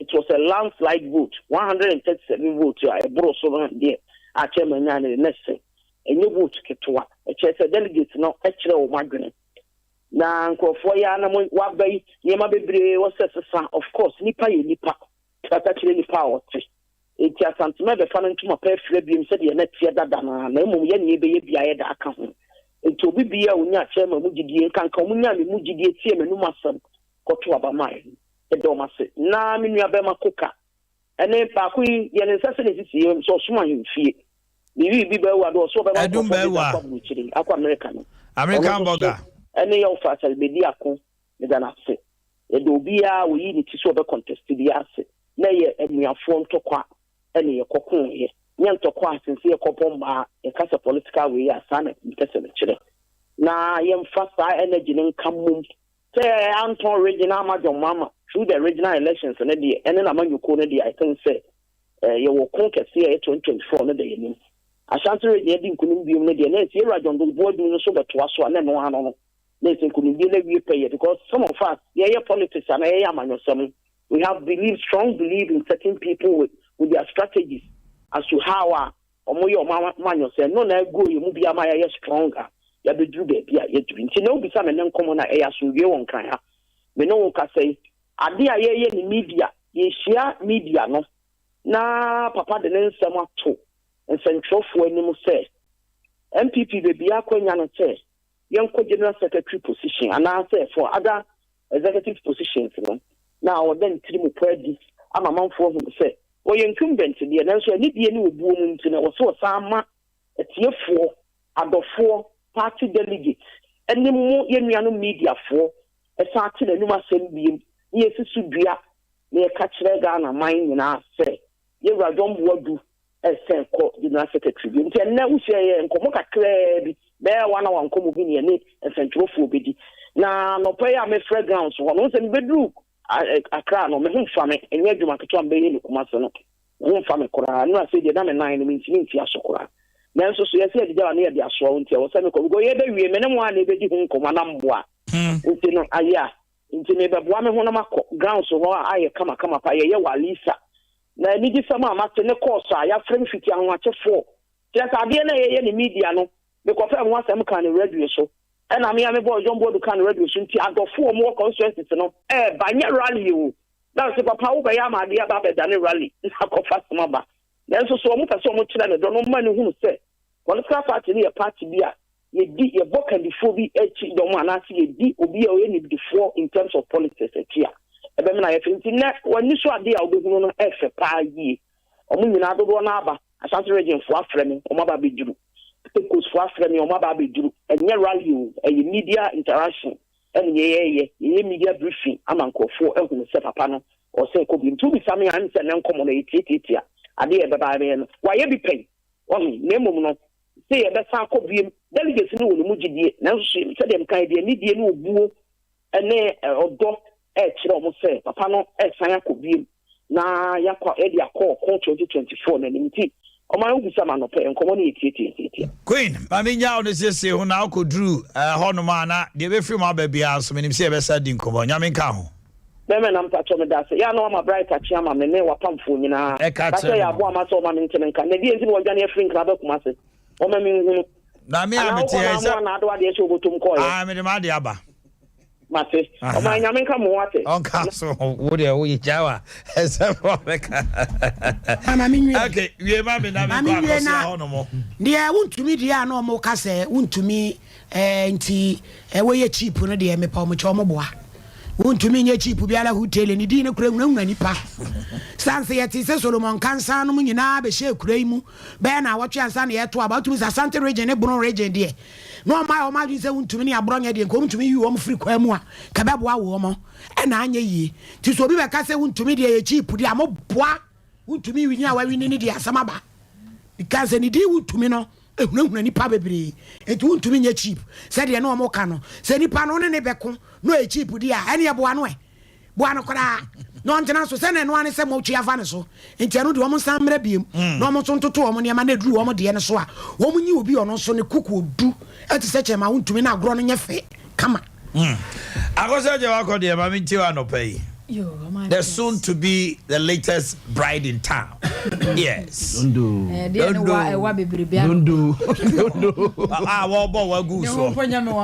COVID and can you Johnny Jam? Never know what they bow. I was with you. Oh, my medasi. Sadia Nayakano. So, share NVP Amanyokonua. Obeka say, and yes, one munye bibu. Woma one my idea pa na NPP problem a wo mo nyina no ye wo mo bosha ahodo wo my bosha ne doso mampanyi na ado wo ba betena akonya so ye hunu ne nhyehyɛ ya ahodo a wo de gu akwam ne bosha ahodo a wo ba ye wo ye se wo ba ye na enam se wo hye ho bo na wo kan tam se wo ba ye ntino na obeso ye bibia magana fo hunu se adeɛ no wahye ho bɔ enti wɔbɛyɛ amomanfoɔ hunu enti wohwɛ a one district one factory mampanyini baayɛ ɛne gyina na ɔde baayɛ free senior high ɛne gyina na ɔde baayɛ kyɛ sɛ bɔhyɛ no deɛ kakraka ɛkɔ wie kyɛ na agye ne nsɛm wɔman na ade hyɛ no mu ani da so sɛ nka nneɛma bi a yɛwura akofoɔ wɔhyɛ aseɛ yɛnim sɛ adeɛ a wɔman Ghana ɛwɔ ha yɛama nwɔsɛm sɛdeɛ ɛsi bi yɛ no sɛ MPP foɔ hyɛ project ase a NDC ba dodoɔ na wɔn mo ntoa so sɛ NDC nso hyɛ ase a MPP ba dodoɔ no a wɔn mo ntoa so maako ɛna ya no mutimi toa so ekokosi awieye na yɛhwɛ adeɛ sofola interchange yɛ na nse ntɛm yɛ maako abena kɔ hɔ na nka yɛnim sɛ agya NPP foɔ ba yɛ no anka wɔn mo bɛ first wɔn mo bo ayɛ hyehyɛ ni yie ama sofola etimi agina so ne bɛsɛ kɔhwɛ sofola na atete apra pansam no ɛnneɛma nyinaa yɛ agyensɛm ne nyinaa na kɔ akɔgyina sɛ MPP amanyɔkuo ne ba yɛ no ɛnam sɛ mampanyi na ado wɔn so de ne bɔhyɛ foforɔ na munti no na ɔbɛso yɛ bibia de please Ghana foɔ hunu sɛ ne bɔhyɛ a wɔn so hyɛ yɛ no ɔbɛso di so na Ghana foɔ hunu bie ejama nneɛma a MPP amanyɔkuo ne yɛ de yɛhunu so sɛ nka yɛ na nka agya free senior high wɔn mo yɛ so de free senior high bɛba one district one factory ɛde deɛ kaka ho ɛna nka wɔn mo yɛ no maako a wɔn man ka bɛpem na no nka yɛtumi ahunu fa so deɛ a saa hyehyɛ yɛ mampanyi na ado de bae no nka yɛtumi ahunu so nanso ne wɔ bae ne bɔhyɛ no wabɔ ne nyinaa de abom tofua ɛna wɔyɛ kɔ wei ha planting for food and jobs say ɛnaagye agu Agric minister yehunu de wɔyɛ ɛhyehyɛ ne kɔ akyewachim sɛ ya ɛna no kro mu kan sɛ one warehouse bi ni ade a wɔn ba bɛyɛ warehouse yi ho asɛm so kra yɛ ante de akɔ akosi ne nyina ne yɛ bɔhyɛ a wɔn keka nneɛma bɔ mu o na nso nko mu hunu ne sɛ yɛyɛ we a yɛti yɛnsa firi we ho ne akɔwe ho yɛti yɛnsa firi we ne akɔwe ho a wɔn man ka meka kyerɛ sɛ nkɛnɛ nneɛma nka MPP amanyɔkɔ wɔn atumi de agu akwan mu titiriw ɛne asante mantemu no nkanya wɔn sɛ wɔn de wɔn nsa keka nneɛma bebree wɔn man boanka ɛna no nye boankra no obukɔ yɛ ɔmo de asɔkɔbɔ ɔfɔmu yi ankyɛ na airport nso wɔn sa do wɔn sa wɔka kyɛ sɛ wɔn de wɔn sa keka no rough ente bedu so bɛfra akonya so nso kura apudi anie bedu so bɛfra akonya so mbɛkɔ no na wɔhyɛ no ɔmo nwie boankra enu sɛ 2024 ɔmo nwie wɔn bɛ so ama foforɔ aba nti sɛ NDC foɔ nso ba no mbɛyɛ a NDC foɔ bɛka sɛ yɛ ne yɛyɛ because mo ba ma mewie say ya na ekɔ no na say ye na nkomu do mo nsa show mu o ana nkomu tumi kukuru si wa at least one ma ye bi omo obi bi kyerɛ te say no pay abo a ma say omo nkyerɛ one ade we so de nyame anim ni adado a feri omo nya e wa sante mantem sɛ mfie enum ekonsiani MPP timi fa ne sense one monumental project say ya wiate ho afiri ho abeda na di nana danko kufu ado yire a wono woni aban mu kura atimi de ne sesi so say baby mother unit my baby mother unit na say ne nyina wo de ya just on MPP timi nyimfa wo mo timi nyimfa hwe bibi ti say J kofo owie mfie nsia nwotwe no asokwa interchange utumi ho say visible and the otene safi yeboa kwa de kra opagya du baby but na isakra obampani asafo bridge at least woye interchange o de make sure no asafo bridge nya interchange asafo bridge woye ayi emergency comfort noche esi ho it's so clear vivid glaring for getting to 6 years in Ashanti region you cannot put a finger on one major project say ya TNC free home. 2024. So Omanhene Yaw say we are hospital. Omanhene Yaw airport. And we central market. And till Omanhene free Boakye. And Omanhene Yaw formna any Boakye. Okay, so okay. Yaw. Pass on my way Boakye netepa. Na kunta Boakye netepa no ne is in full operation. Oh yeah, Boakye is in full operation. There be akunta check bio. Na nsemu okro mu close yi sa akọ adwuma.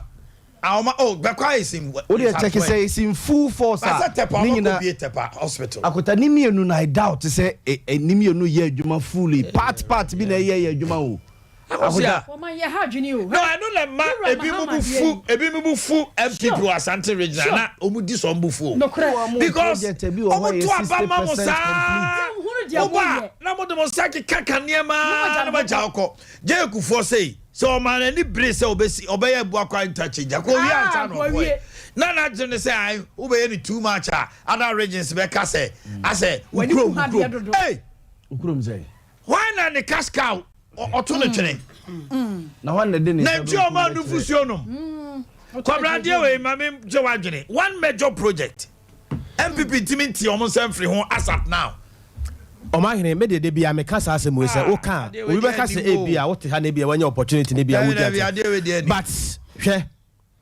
one district one so mo wo bia ye ni mo tie komaka koma test o dada ta komaka o de ko messages me he ba grama one say chire din koma test o dada chale ba this one is no yes nipa ni mo number o kro man koma test o dada I'm telling you one say chire din say your boy na da ho no enye one district one factory kwa na e mabufu no cha one day e kasi be a factory a ho o ma nyese bia kwa abofre o se kasa de be a factory a nyese bia kwa abofre kwa o se factory a generative farm na no de kumasi na bi ni baby wa chie ama enye factory ni factory so for mama enye factory ni factory na pan no fa pan no fa nya nche se kwamde wo na factory kwabra what you say factory nya factory ni factory me say nya factory ni factory enye dan bi esi ho dan bi esi ho just say you be simple say your promises say you be factory ntini o e ka se be a factory a okay say ebi mu your cottage industries yes na quite say ye gare num ni ade no enonko and you factory ankasa just say fa nipa be 200 and above kwa machines here adwuma production no ba ye kura wa hay yentimi mie pan factory pan factory ye ne sen pan factory e ko so sen Omanhene betima gina wo na so betima gina wo na so abie fa wa be 1 month na no kwa say my tomato ni wo what I say wanchi omo ye tomatoes what I say tomato na factory product be dey babon na no dey so am ye bi product no way me this my question Omanhene the product no way akunfi ejusu eni abo the product no way mahama ka kire ye no say mo ba so ame Sompa FM ha say ya ma ye adwuma wa ha uduru ha bebusa yeso ko bolga uba swame mahama beka se waye swame kwan ubaduru swame a unhu kwan no yeso ko bolga e biara no pay na chama obi mpeka se obi pera na oni di kono ka se confirm tu ko mabal Ghana for ho Omanhene etobere bi a ya anso ye mfa ni yen ye ka ho bi o Ghana ni bia pese de yanko ho kire no ansa na waboa no enu ani ye ne o Omanhene enu ani Ghana for your problem no so Omanhene baba misika sese ya obehwe makwabre koma demia ansa na baba mo ya waboa me and to the moment baba mo ansi di no me so Omanhene ye menya nkopon ka se menda that is the politician yes. for you what that I say is the politician for you because Oma hotowa uni na chi yes so hotowa uni na chi that is the African politician yes what they hope that's the masses suffer yes when we give them small water they will follow you oko two borehole back yes omeya onziri what I say omeya onziri champion I feel one umie afo so benya messages ha ya re ho no na me come tell oh so no person say wow promise me so me sika ya ntina me so me example here mu no yes we dey wa pray to mo so serious Omanhene be before ho eya ye nto ye bo ase wa amanyom hwe amanyo sema wa sorry them so for mame e wo jare and papa ko so me dwo ko help politics o mo ye Omanhene atrasi mo nyima me na ye sa no de na ne na de na ni ati abo na wi bi e twemu na so bi ansoma wo pa kwabra de fa 50 ne bra Omanhene de monje enta me yada uno me se monje akosa bonsa man wa ya de bonsa man kwanu tu bonsa man o be sa na sa de ase ho o ya ma bonsa man we 200 obi akibu fa kamera ntro so my why ya de na uyi ma wa wa na ya no ne ho kire ya ho kire ye mo say that no have akoma 10 million yesu 10 million eso ni eye mu twakro na no say ba akoma tra reception ho na ni sio mpra fo betumi dia prasa dan hu nyina me say Omanhene si ye awurade kwabra ma wu o yan kufu unsa no pe so me say ye pekoko ni ye ade aye S5 ade okay enti Omanhene na me ka se me de manusi ye fa yi bi to so na me de manusi Omanhene abibifo ho eya se obi ka asem kire ye ne a ye mfa ye ni akiri Omanhene, a major problem. Poverty. Yam Pax question be sir. Yes. Yana Kobu Samle Kavisan Kiaba. Boy, assembly now you here. Shall politician in Africa knows they are very smart. So or push you to a corner. Yes. Whatever it is, share. Why not also 2 borehole or yeah KVIP or the journey? A quine. Ya digi esika nyina ma se be ye kwan we are what yes am about so obi ye kwan wi a ye budget now it is because say they've positioned us in poverty for a long time, and when somebody is poor he can't think. Yes you know what say also ye mba no kra na omo secondary schools other schools no Omanhene obi kopa na what baabi no wo sua de a na ne gari asa no kra na make a tell a school for yes the girl is son. Send the troubles mu yema won sua de o. Dan ne kra won kwa. I don't understand. Se kwa deno. Na ka ne girl ba ko pere dam. No check na ka be ya bosome ansa ne makwan a. Afede na ni hu han. Wo be cause me 2 mining. Who 2 a diamond. Who 2 diamond. What you say? Enti e ya sa na te. And na politicians nso no. Madam Fubia send the MTN. Class or say chairman MTN area sales manager. Okay. You see, my friend, politicians think of next election. Not yes, exactly. Absolutely. Next election, not the next generation. I don't know. Baba yare to aba ni we na won't meje mic no. Asem o kan 2024. I say 2024 is a movement. Yes. It's a movement. Yes. But tanga than apartheid. Yes. What I say? The better ye kwa mai. We think about the next election, not the next generation. But this was exactly what the president said. The president and other say, I am thinking of the next generation, not the next election. Yes. But as it stands now, attend. See, MPP are doing how to capture power 2024. And then this is for now, so say, you cannot capture power 2024 with this performance as a see Ghana for complaining. And I say a political is it political strategy? Maybe a political strategy, maybe anymore. No, but end 2024. Na Nieman say somebody like Baumia say, over brand Sanwa campaigning. Oh, we are facing reality. Somebody like Baumia, MPP for everything looks like Onona Beba. Oh, sure. Say he's in the league. Sure. Yes. But say 2024 na Niamemu and relax ya. But Adea Akye Ghana force you confused say almost who your mama memu unless new voters, the new voters who in the next 8 years ago no me about 12 years. Ah, man said then who amemu and the first time voters be bring no man who your mama memu. But Omaka ko toaba. Omo 2016 omo to about 2 your mama. Everybody so much, but majority of them feel say 4 years our man penny your mama e baby di your memu no. A whole 1 year be appointments and why. I feel no be some of them believe say on to me any only magic wand to perform anything else other. But people feel say so my MPP for transfer with this day and you also and what's new are they bringing on board? And no now he need busa say the alternative is what and they say was okay they are the same. Yeah there for picture be too so na and no anymore mesre ya nkame yawu. Yes, meet Mr. Dennis Winsome Hatchford. No be there na mai. Oh, you the kind. Meet Mr. Dennis Winsome Hatchford, the first man to buy Boakye 3 CDs. Instead of buying 6 CDs, he was philosopher at university.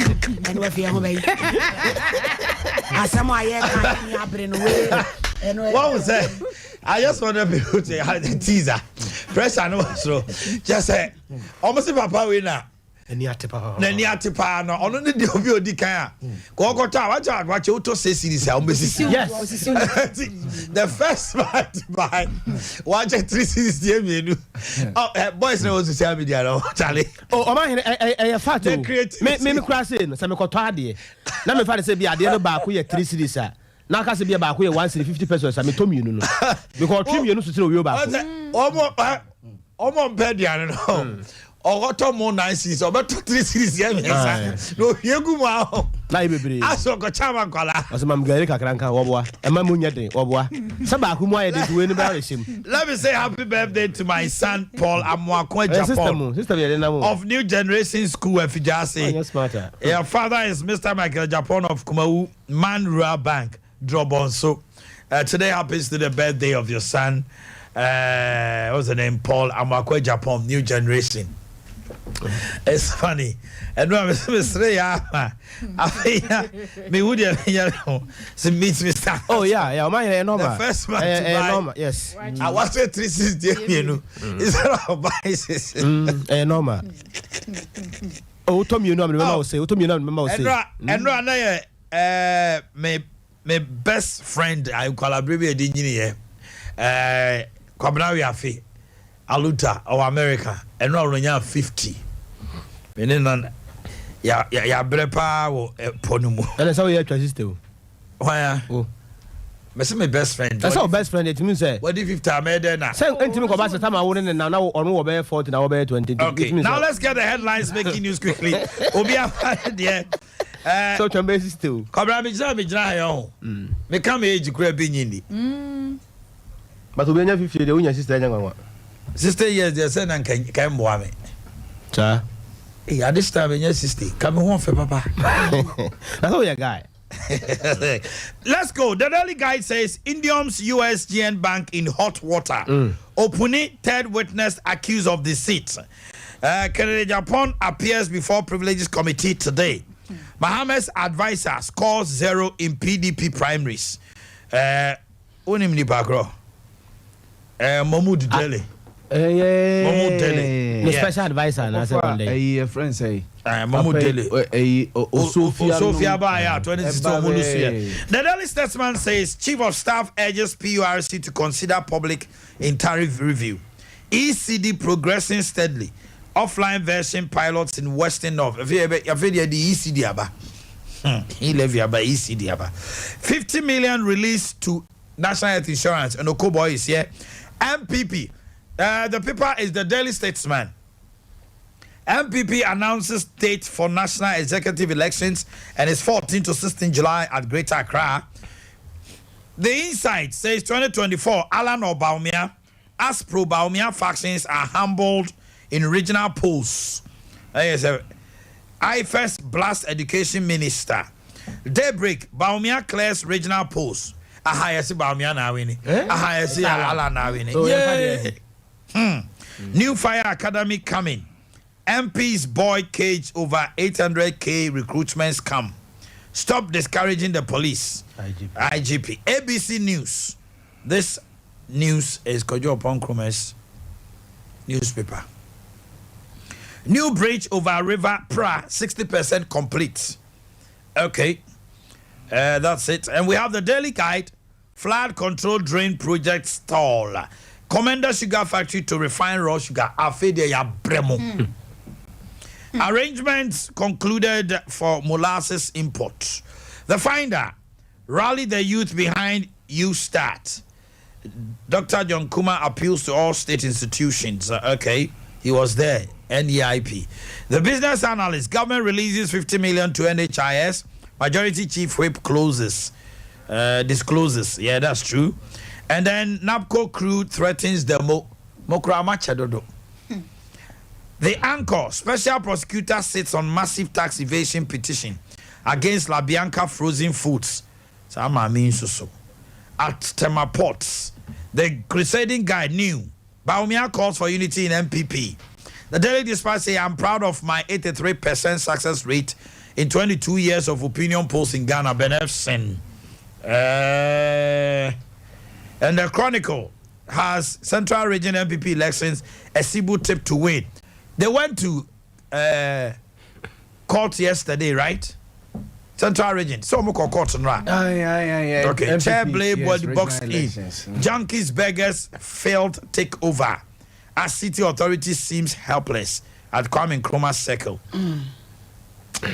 Mon fa chance my one of the chance here. Mama chance here. Na no pay baby I would dey chance here no. 1 minute. Na me call Kia Mrasis here. Honorable Solomon Ebo Apia MC Kia Commander Sugar Factory ho asem. Ya mo atia no pay. Pachola na kati Kwabranko Omanhene ma mensha sa no pay with Ghanaian Times and no pay na sade wudi esi eno ho na me de shase Ghanaian Times anima no pay amane a wo bo ene se wokọ enkramanta no emu a sabe yenuano mo a omanum enuboni a yata fra mo jonky fuyi ene woni a wo sresre ene ma bia wo kwa mutimi so mu e bia wo teka mu kro mutimi bo ka mu se masa ma miska ma wo nko na wo so tiri mo den sa enti komde ye unhu ye ene ade no wokọ eho a che se enya sam keto akra kwa me nkroma interchange ho no o ma gye ase ho nyina e de aboso na hwe ba ko ya chekere no krata na se haze ya asa sabu awura mo kire ne ya chekere nipa na hemu no sa pepepepepe e na obi nso anya daje na wasam ne na tea se we so hwe a wo so dae e na oda se hasa no na ase sei no e na wo bo amane se live guard no mako be se ahanum ni ade ni nyina so beba bonten aboa ni nyina ba ko ditwuma ewo frau yes frau tade no so anopai krata na semu a wode nam no ensem bebre ka ho anopai unya debo krata wato the statement na obeboa man ensem bia so onsa tumi aka kosia Mama fa the find that the Bokrata no na menken kan emu asem na the find that the Bokrata no na wo bo amane e ha National Road Safety Authority one more chere se kan kwanhia hodo sisie wo mai mu na hyenkafo no dodo no emu ha mu nchemu aduonum de wo metumi aka se eye bre ene ya na hyenkafo no bi enya emu on ma won ma nyiwo ma ho me ba bia enti aya na etumi ekoba no sa eno achi ni Dr. John Kuma ena wo bo abanyumaku ahodo amane se radio mu srada mabunu no eye youth sat dwumadie no a aban no epa hontoma na nsentem no wo mo hwehunu se wo betumi aka ho asem akyerɛkyerɛ mabunu no na won ma hunu hia se enuemabu won mo betumi de mo agim titiru ene se wo mo anka se biebie won mo anka se nyuma no wo betumi aye bi ama no ayeye wo ko the find that the bokra tanu mu a de di mu tintimai pa na makenkan e de akyerɛ mu all right yaw de na kuta Mame for delegate Democrata na nto aso na delegate Democrata no de Dr. Papa Kosindu Mfoni ababeto no mase no kire se ye Nigerian bank ya wo amanone no se chese na so ese pa ema GM bank mu Ghana hasoso mu nsem bebre na ne wa amanone GM bank se ya bebre na wo ha no mo yam se omo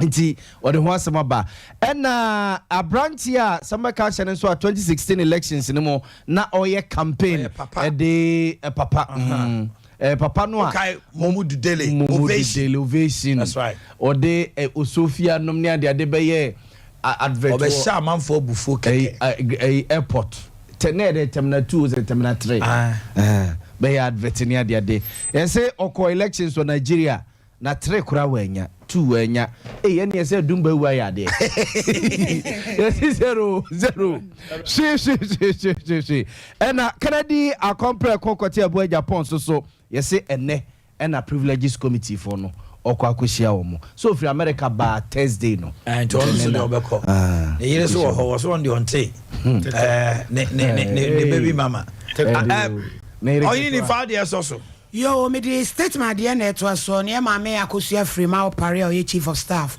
And I watch them say PURC for some be review. Ewa tariffs watch thre. Ya consider Ghana for kakrana as it anymore. I den pa. Na I see easy so progress. Ya no so ebeba. Na Dr. Kobo infoni na danche mu a watch say Ghana tika free wa pipia drunum and ye say NHIS no. Yam fan kudimu adwuma. Urajon bodu.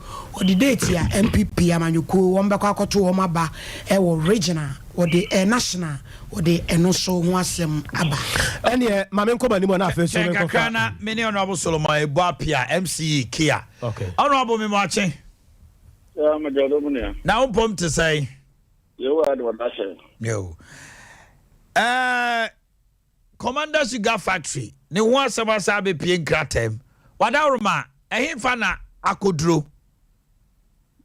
Oh, but so it's even time na waba mo Commander Sugar Factory ya so ada kakra because sometimes back at the politicization of Commander Sugar on boy yara mo hia in the Sugar Factory yakopoda do ma kai kada obaya waye mo hia in the investment ketesia we ye mo ko ye gudu wo interview na quick one na demographic story or ya ma hobo or ya ma tese kaka because I just am na makan no, yeah, can't do it from the same thing. I don't want you to pick the same story. I have them kind, Mama kind there. Sugar factory, waba. No, baby, some then a raw material one here for. I'm so farmers now on our growers. Yeah, well, sugar cane now, whatever feed the industry. Yes, secure land was such a man 22,000 acre, really bad. Shama and a commander and blocks. Nia, assassin, this is because simple. Echo commanding plantation, you go to Minimum, I'll go as some and sugar, go to one and sugar cane, but that may not be enough. But may not be enough when they abandon plan B. Yeah, plan B in there. Sugar cane, and why enough, my in there. You're going import to raw sugar, which you will find now. What about the standard oil, sulfurless white sugar? Yes, you market them. So even I don't know why I work culture or work a now what represents the Commander Sugar Factory to import raw sugar, but that is not the fact. All right, so. Molasses import to beer and you are discussing. Molasses import to beer import to that. Daily graphics, so they are burning more barriers. Now, my firm is Rabana or you can say daily graphics. Everybody is expressing shock, so the man not it. And then, yeah, we are variable. Yeah, error. But I am yo in there. Why don't you look at the positive aspects of the sugar Morocco? Why not maybe Commander Sugar Factory gives employment to our growers? Why not that story? So that we want to say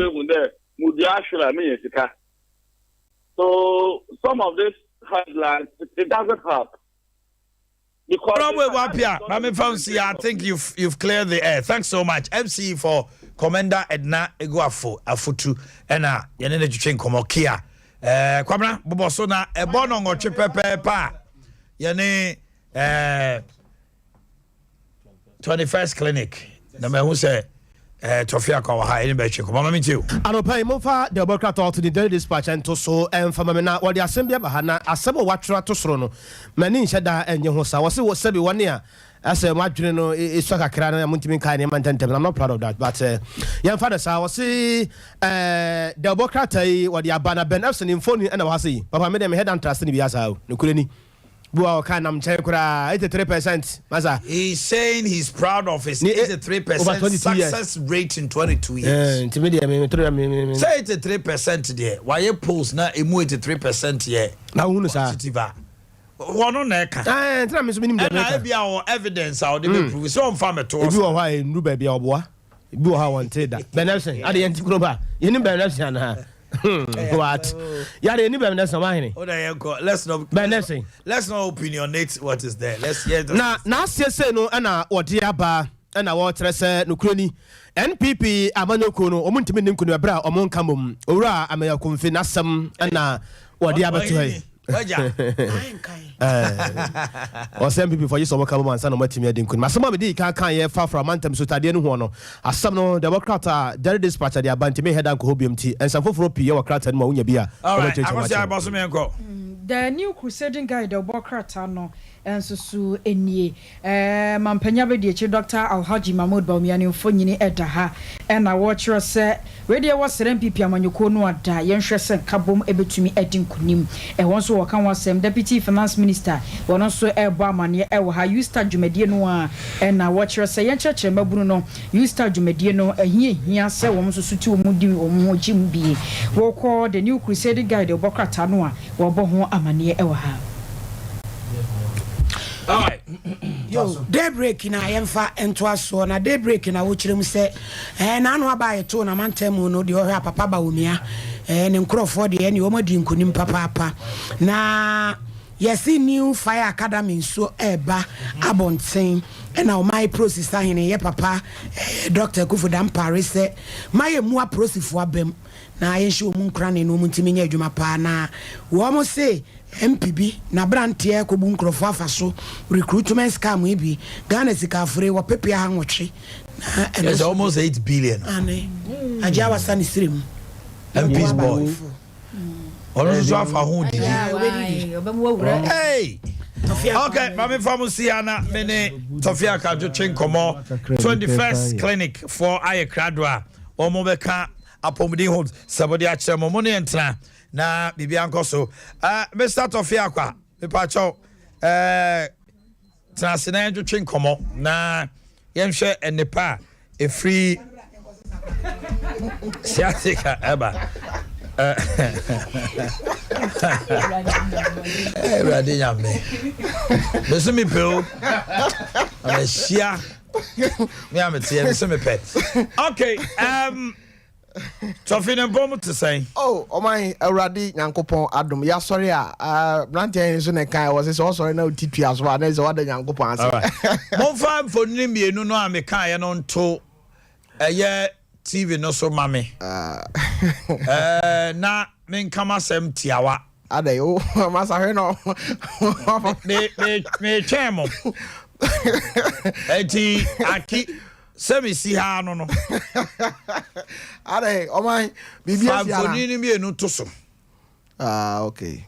Fonini mi enu yi. Eto TV no so a. Na makasa. Me guso a twa aki. Hey, aki ampara. Good. Abrante, a friend Luther King. Okay. Wano, Anna, Cecia Sompa Sports. Wabeka Hua, Kanina or Ajinkwa. Now, a bar foreign sports, a bar commentary. You can be rest assured, say, this young man by name Luther King. And ya grow no dear. Or the sports no go on na foreign sports no body no or run it to say a hare or a horse no yes so man ya kono ne ne so de enti no the odi can buy and so Jeffrey Asari ono so some passports na echina ya wada efiada ye yini 11 so me catch them na me aduma Echina, Yame Yaduma Yawada, Enu Fiada, near the team Nina Guho our TV so. Na Ejuada say Bibia and Sia. Non so, the Mama Morning Sports. Non Crumpemu, yours truly be pejami moi. Na Kukudam wait Trajamua. Minim Kumasiha, Galacticos beer chain. Some passports. And unti ma train but train kakrebi. Yes, ma ura dwaya na osiesie ne ho a na nya se bia wa chair too much. Osiesie ne ho ya ma ne ura no pia bonten so a. Ani mo nyam so ayede. Ayefe. Tofi, Omai, we have these two for now. Yeah. We have them. Yeah. How my crowd to I ready but some can see ye say. You know 1-1. You know 1-1. But oh my the other kind of so the unim say eja ye too sunny. Sala mekano nti team ni de unim omo nyina. Yes. Eti say yen Sompa ye ade ani gi ho e ade ye quality. Yeah. You know. Yeah. Na say Sompa ba ye nche na Ghana fo nyina agi atum wiase nyina agi atum. And then they say end of the month. Yeah. It's the 4th year that be. 4th year I think some Saturday. It is Saturday near 2 months. 2 months. Yeah. Ano bay oma me mami ni dance e bi ncho. Me basisi ya no. Wan kasa unua bi a bibi ntimi mo ni din wa fidie so. That's right. Afre me. O se masa. O mine. Asmo kan ya no. Na mse adan. Osmasa ye baby e okre ntimi ntie ho. O ka che me play osmasa ye baby a ye wono ye ntimi ntie ho. Utimi nkasa untie o man hena no pa. Na hena akoti. O ka che me play. Osmasa se die asmo ka o man ye o man. Na Nyankopon hira wo. Aseda. Adwumaden. Aseda. Ni umu a wo yi adwuma na obi agi tum se. Masa o ta ka o na mbebu. We enya duro eye gift. No opera. sciatica experts and the 21st clinic. Okay. Coffee Kajasum. Yo, omai mi da CP anopai minfa encha kese emfam free Dr. Blessed Foster, the award winner. Unim say ono ena the whole Africa ya bona baso e was sciatica ho ha. Mo amuhwe TV no e ho awards no ena ye kwaji ye e wo Kigali no ha. Na eni gisam ni say the whole Africa ya bo Dr. Blessed abaso say eba sciatica enuntina research center wo East Legon no ho research center titru eba sciatica ho a in Africa no obitimi free other countries eba say me be research ebin si da won say ebin si da na wohwe sade ye niema no a yabase ye kire wo say yabase ye de abibiduro kwan so ye de cut different level. That's right. Eti tema ye wo ho enkran ye wo ho kasoa tema ye ho ye adwuma wanchi kumasi sunwan brekum tachiman takrade enkranza na headquarters kofodua nkrandomi debiso dwaboso enekrade ye duru takwa ye wo Roman stores ye ne no na edin hwa ani mu brekro na no uduru oboase sise ya oboase anka wo uduru osise ya ye wo court junction ye number 0540 311 0540 311 311 na anopai on say omaida bia ye ba isua bibi foforo ene doctor say men kan kire wona ehwe Sompa TV na etie Sompa FM say abibiduro ahoden a ewom ehonkomo ne ebedi. That's right.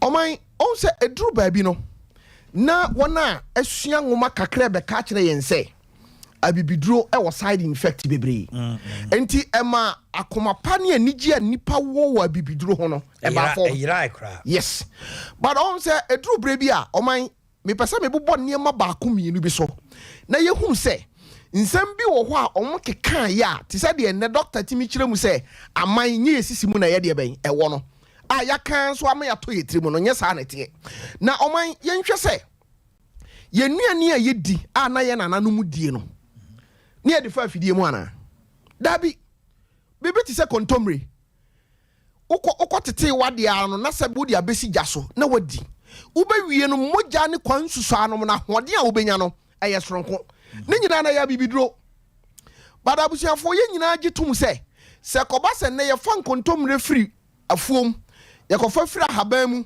ne yɛ san de kɔfa mfidie mu ne yɛ san de brɛ wo sɛ fa no mu a ebe wie akyire no niema yɛ de afra yɛ de abrɛ wo no ɛno na ma side effect ɛnɛ menka no kran kyerɛw sɛ tamu ana yɛ maame nom agye badudwan no ahemfa na ne yɛ operation sɛ de nya operation bia ɔkɔ awo so ano wasɔre ɔto te sɛ kosia yes adentia enso na no na news Sompa news metie na ye ka ema afi Ashanti region o makɔ awo so o mawu a na awerɛ hɔ adentia efri sɛ ya to ye tete niemu a ɛyɛ japade Nyankopɔn de ma ye haban a ɛyɛ nnua Nyankopɔn de ma ye sɛ yɛmfa nsa ye ho yade no ya man nkrɔfo polutu ya dwena ma akɔ ye sɛ enne sa wo de bibiduro ɛsa wo ho yade a ɛyɛ bɔne dabi ɛno na Dr. Blessed Foster say oba 21st clinic aso ye bia ye de bibiduro krɔgye na ye adwuma. That's right.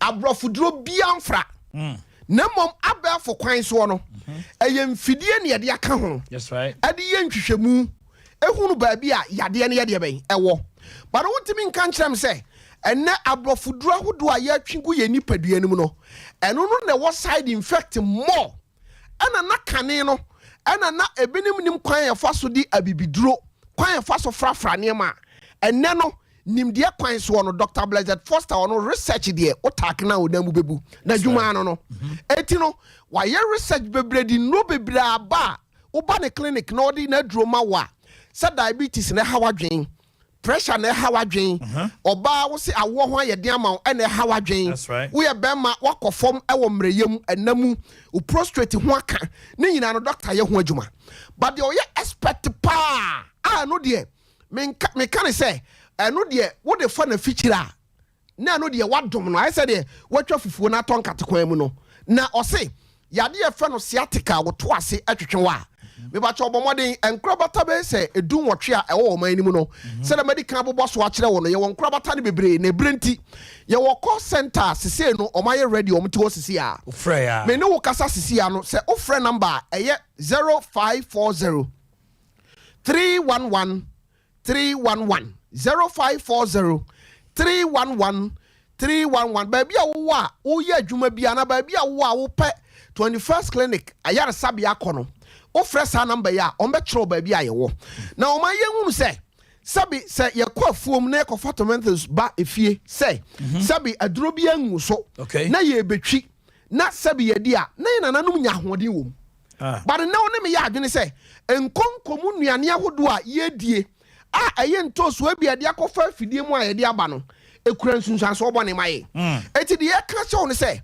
adwene nipa bi wo me se adam ani je pa ba ko eye se lecture bi a o free can university mintimi money de bibi nti ede no ne maame eba 21st clinic na me wo ho e wo hwa branch mampo kwan so asam na me ken e ben afa radio ho afa radio nche ho na wono a oye research bi ne niema bi na odi adanse ye say masa ya bibi duro ni de ye say amanfo adwene wo niema bi ho but ya be hunu say se na ye maame num timi eto te se kosua sabi ye papa num timi nyini na omutadua mu ye den me say oman wo betimi akọ krokituom na papa panyina okọ 70 years 75 years sabi ni to da no kon ho a otimi akọ odi agro obejo ge yes because ni tadua mu odin adentia every say okwafu na oba odua wotu a wode ahye na no a owe but ye no enne no abafo kwan so no 20 me dasi unia but enne abafo kwan so no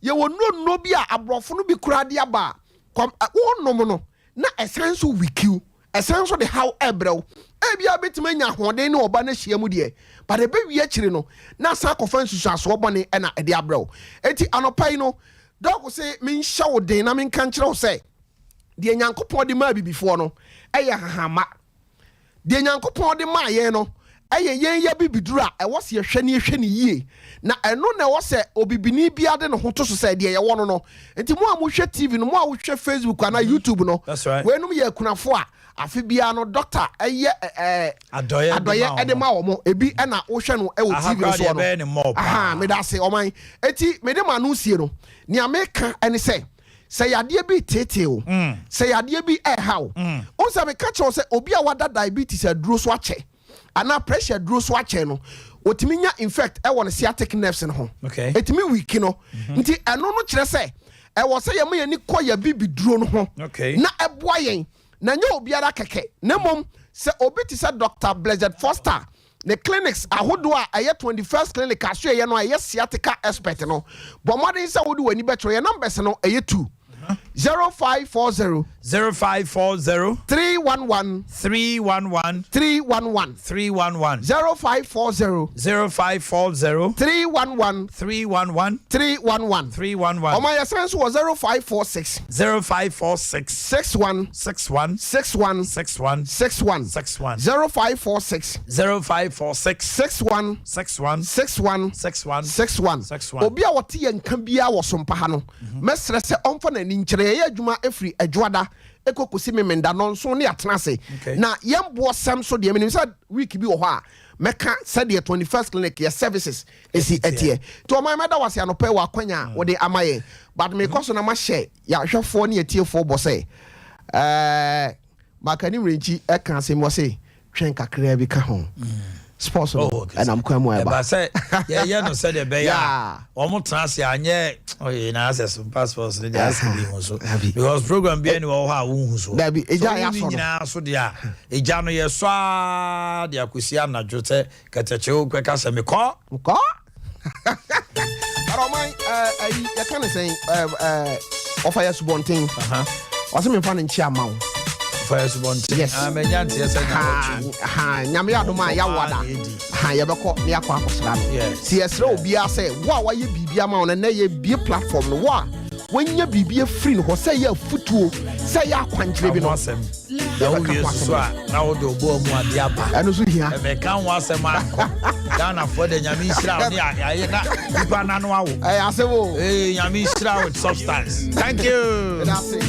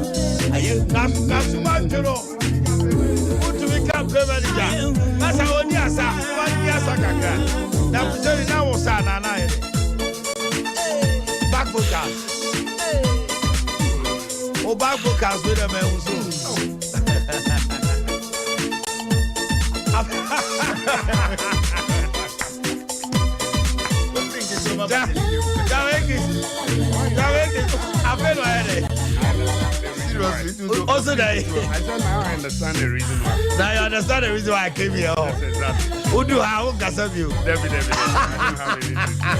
don't have anything. All right. Chairman, I'm supposed to say. Boko mini announcer. Yeah, the body I see. The studio have pa. The studio have Oh, yeah, that's it. Yeah, that's it. Yeah, that's it. Okay. I don't know if saying don't come now, so to say. Omanhene. Nyame adoma ade achi ye die. Nka bibia yo na kakra ya nom de besoso. Aka de hwa mo de besoso. Ni de MPP for na do ni ba umi ade besoso yi. Ele chabo bi ba be to bomb bi ofia ha. Wa to bomb bi anope ya chabo bi pe. Hey. Bi afi na pe bi nim tiafa. Ya yi ni mo onko fe de ba bi. Eh oso oba ne sawi na di o. Oba he. Chabo bi pe. Oba he. What's your few 2024 mo mpene o. Oh yes, 2024 they say. I just saw about for a you. And I will be contestant. And the minty. And you be our contestant. No problem about to talk. They didn't call national. What do you call national? Or provide for first vice. Okay. No, I bet you more Ashanti. I would add day. Okay. So then a question. But your mammy Musao, you can authenticate or otherwise. Yeah. Text messages been on any number of Hussein Donko. Ekins Chirebi. Ekins way. Ekins Kahu. Kwakwa Kahu. You are accusing him. Oh man, creative. What would you want? Wouldn't we would have me here? I never made me. I'm on the critique. Sir, I know, sir, more recorded. But you're recording. You are Honung Kwa, you mammy. That's how the cockroach. What is what have you said? It's how I can say. Your friend is a doom. A friend is a Bank of Ghana anymore. Court never honor. Now, Madame for lawyer be or say a cockrebi. Tama or no ever SS. Oh yeah, oba hobe prapra no hu sa akokrane da so nenam ho. De bia bo akokrane wo ho. Wa akwa university abaye lawyer asa akwa aba akokrane da so nenam court ho. Ti da kru de funu no da say ah eja. Me fiti SS na mo hu se woni na nenam ha sa de ba asem nku na wo de bia da so nam hai. O se sa e china hia me wo court A. Nsem fu we e china me da so nenam ha. Oh boy. It's a phone. It's a phone. We ain't in the middle of the night. It's a phone. So we shall say that. What did they call it? All right. But it was dicey. Said you see by no. No. Sadia, some people thought say it worked against Coca. Yes. Serious. Because people saw this as ye kwa kotoaba na NDC for the sponsor out there. Because na Fuseni, Honorable Fuseni Donko. I agree. Accra must bring more cash. We need to sort our media friends heavily, especially the producers. They have really done well. And I'm right. You know me. At least. Your mama say, I hope the cast will reach Kuka. Your mama say, I hope the cast will reach Kuka before. Your mama so page, you know. I know Nidini.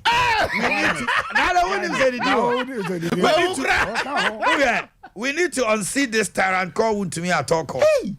Let's congratulate our incoming, which is Yami for the good job done. I just saw a video of Kakubwa and then that MPP uncouth laugh mouth girl. Hey. Yes, on our Jennifer Queen. Yeah. Wow. They have really helped this project, and we need to still keep them for the 2024 elections. Wow. Almost me the anabuapa. Patrona cash no mama view. No. Omanhene. No. I said, this is how I said, I'm wow. Omanhene, you see, one thing is, I realize, Kuka didn't lose the election personally. Kuka didn't have a very strong team. Wontumi was losing this election as a person, but his team around him won the election for him. That his team helped him. Yes. Wontumi as a person lost the election. No, seriously, I have to give it to them. Wontumi as a person, Oluzu Abano. But Kuka as a person won the eleon. But in the team no letting it down. Now I'm a chief strategist. Wow. Campaign manager. The campaign coordinator. Why so we win? You see, so I saw into me who said no crana me wo nana kwesini jo mama outreach, medical outreach. Yeah. I think Edu Dry Mampong constituency. Then I started receiving calls. And crying, Kumasi chese. It's now your mama and chay.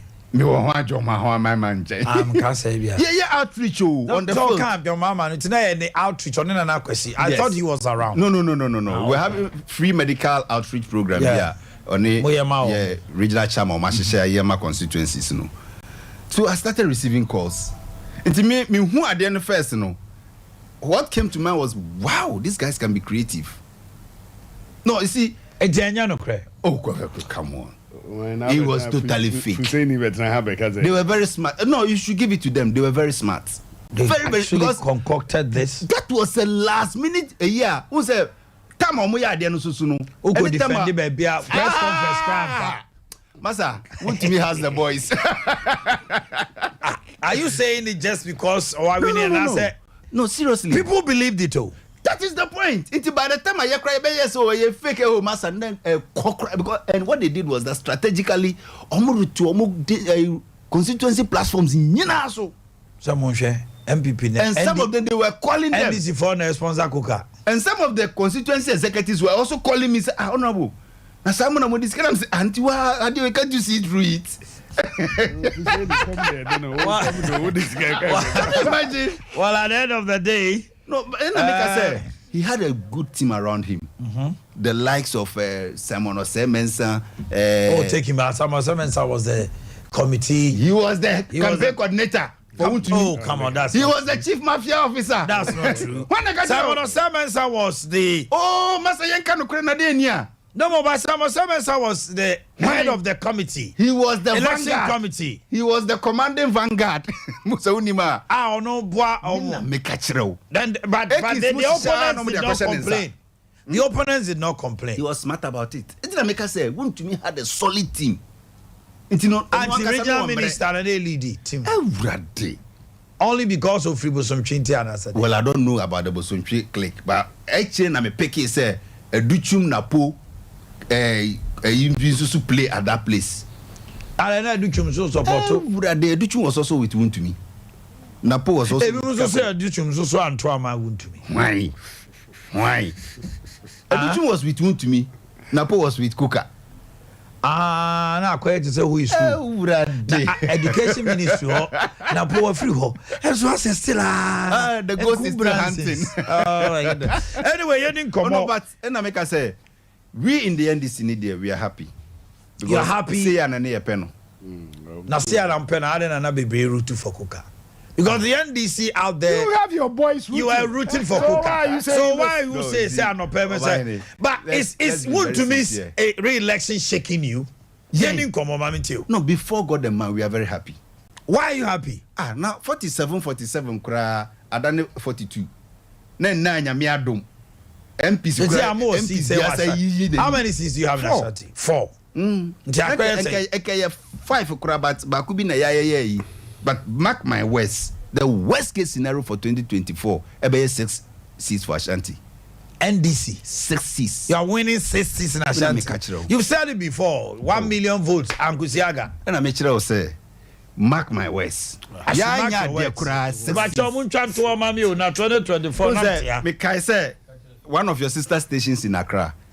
You kwen na me Sompa na 47 am say mutimi nya 45 kra. We will change the narratives. Mutimi nya 45 I mean mam studio Accra bi. Oh, yeah, 47 I'm say okay. Let's see how it goes. Etimum to me as any strong contender. But also na part in the fee from 2016 to 2022. He's been a thorn in your flesh. Woon to me has a good team around him. What I say? It's a mistake over the years. Yeah, and say you try tackling Woon to me. At this time you tackle by himself. He's nothing. Woon to me ankasa as a person, he's nothing. Woon to me who. Umia Ekins baby no watch it kwa so baby kwa no wetia andi so unya redwa mo uchichire ne nsagu na chi unya de chain koto regional minister pono ano no untumi is out. That's all almost so almost on trauma sentina minu msim na mini baby ameso ama no. No, but on a more serious note, that's what I'm telling you. Utien Crawford Wabontina. What they say is a Chama won to me re-election. Mamon's son, of course, not NDC Ring Ashanti region. No, you see, yeah, Kotwaba, hey, or buy no. What they said, they no akoshe then. And into normal fee say breaking the 8, they need somebody like him and his team to win. That is the good thing, as they say, NDC should be beat you because they felt to say NDC over the years it has been hey, and they brought one to me to tackle that. 2020, you realize that the NDC also brought somebody here. Yes, you not even listen, you not even hear what he's saying. You don't even see what he's doing. But at the end of the day, what you want versus your new nefa. That is the point. The movie say mobile yes something extraordinary. Yentu to me now was because MPP funny before they say Waman Anakwesi beating to the game. I hear 2020. Yes. He beat him to the game. Because say from 400 and something thousand 410,000 to 657,000. It means to say but for last minute near maybe a year you know they would have been in serious trouble. That's from 3 seats to 4 seats. You cry in himself, baby, me, be or what, and then you may be on me a crack and no crack, I say free on myself. And you know, for us, Minya, no credit ever back up. Ye any problem. Ye the Yamias is so massacre you win to me. Uncle so almost a throne of my Minim say, MPs be on me, and yet they are, you visit them during their primaries. On the a jam fanche minimum so obokwa kwasra mo primaries this is bi omo yi omo nim a jam mo due. But with the show of stretching his hands to the other aspirants on the contest here, I think when you watch television they see pictures be ewoswa ohwe won to me wakwasra asarbedi akon fie pictures a show for the cameras omo ni omo koye no ebi mu kra o ha bi kra na omo so kra ye na yenko adiomi enso so akosra omo who say for the cameras or no he doesn't need it for the cameras because we say ya to abana wi mu me nyina yenka mo na me ka say for the cameras Honorable Chairman Sabonsu, it was being alleged on Topotono. First person or called whole Fiano past 6 a.m. Don't you think there's unity in the party? No problem. Unity. How much unity? Why do you have to bring pictures to show that there is unity? Oh, sir, yeah, the pictures. Unity speaks for itself. You don't need cameras to portray unity. Unity na ye adwuma na be dead na camera na be pikibi. You don't bring cameras to come and show, say, oh, my costas are into us, everybody akujina or smiley, papa, I don't know. I was special smile, yes, smile. Smiley original, who bufubi original, eh? Upa say analyze the pictures, ni bima eba analyze ya. Muna anaso was. Can't you see his face? Yena free me fear hako. Obama Kwaba. Now what to say? Boko, man. say I mean him say we are Alaji Bamba o say we are Alaji Sofo we are Alaji there. Oh, Omanhene I say me ano me pesa tradition way. Say me share oh my wife here not now. Oh okay, that's beautiful. But at the same time me as you me on. Abana anko ya ma but are you okay? Papa me akoye mami. Wana zi anko eni me kwa anum kunyaye no. Oh, then you win and an ame pen. Ya me pen me nyama na bro so kra. Omanhene. E dey na opa unyaye. Edrum is one. Me bu so asem ti yi ma no. Oh, Omanhene, to be honest. On senen kameko constituency chairmanship ni bi. Man kobi no na calls are started ba. Yeah, it seems Puma yente wonka that stuff. As a system no cry unye radio ni. I quite remember one man of frame. Was na constituency election man kobi am so. It was me share me business. Na me on me free assembly so my establish international school be me na kakra. Enya nyina me have to be sick for ti mpese manika. No advice him say yeah. A good so be investment. But thought there will be one talent. You have a very powerful tongue. You speak well. And no be a let work as ujaya. It is better you manage your destiny. Now still have a rem. Influence me. So to come back on the mainstream no, and to redeem the name of Poma no, I decided to create news. To make a contest regional no. Oh, okay. Yeah. And to be one many posters. Poma me call radio so answer me call position me hear radio work. But I'll be anti me kanda. That Ukraine me kazana ka 3 days to election. Yeah. I did not inform any media. This and your betty of Robusa. And me started some rounds no so now when him say medical finances no I say me papa sir be dia so I decided to join him. Okay. Time I me call Omanhene no I call 16 to 17 constituencies. Me no Ekins area from Kwanamen County. It's election I me call about 17 constituencies man ko. Oh, okay. Yeah. Even within Kumasi Mankwas. But you wanted to just present the name Opoman back on the fold. And it has come. I'm even surprised. Say the name they ordered that. And it's a good name. So it's meant to be uncle Kumasi Kra meant to be uncle Menshia, Mankwasqua, Mankwaswase, okay, Manko Subin, Manko Menshia South. So it's but you really and I say from Enra and then I'm in Unia Kreko. Unia Dinkram. So Kwame. Who's a 9 months crew and frame it. About the stories anybody was starting from. Also, one Unia or my obiti of a coming is open, Unia or mine, Kufia Sante, lawyer no. A 7 year then the Assam Cassia and Mamu Pumaka. Ya when they are an Kufad which position. Point me and Kabia Massa Papa, Upuman da Soho. Asabe me jamina me kwakache na Omanhene na say musu mukabia na ebam azaho na mukabia na ebam enti Omanhene dia na me pese me no but all the same maame so nya opportunity courage no one or two yes at least say yakase yetenase ni aye deliberations on campaigns near at least yes okay. So it's very good. Mame enko the main man, the man of the moment, the campaign manager. Yes, I like your swag. Thanks, bro. Watch with say special watch about this year.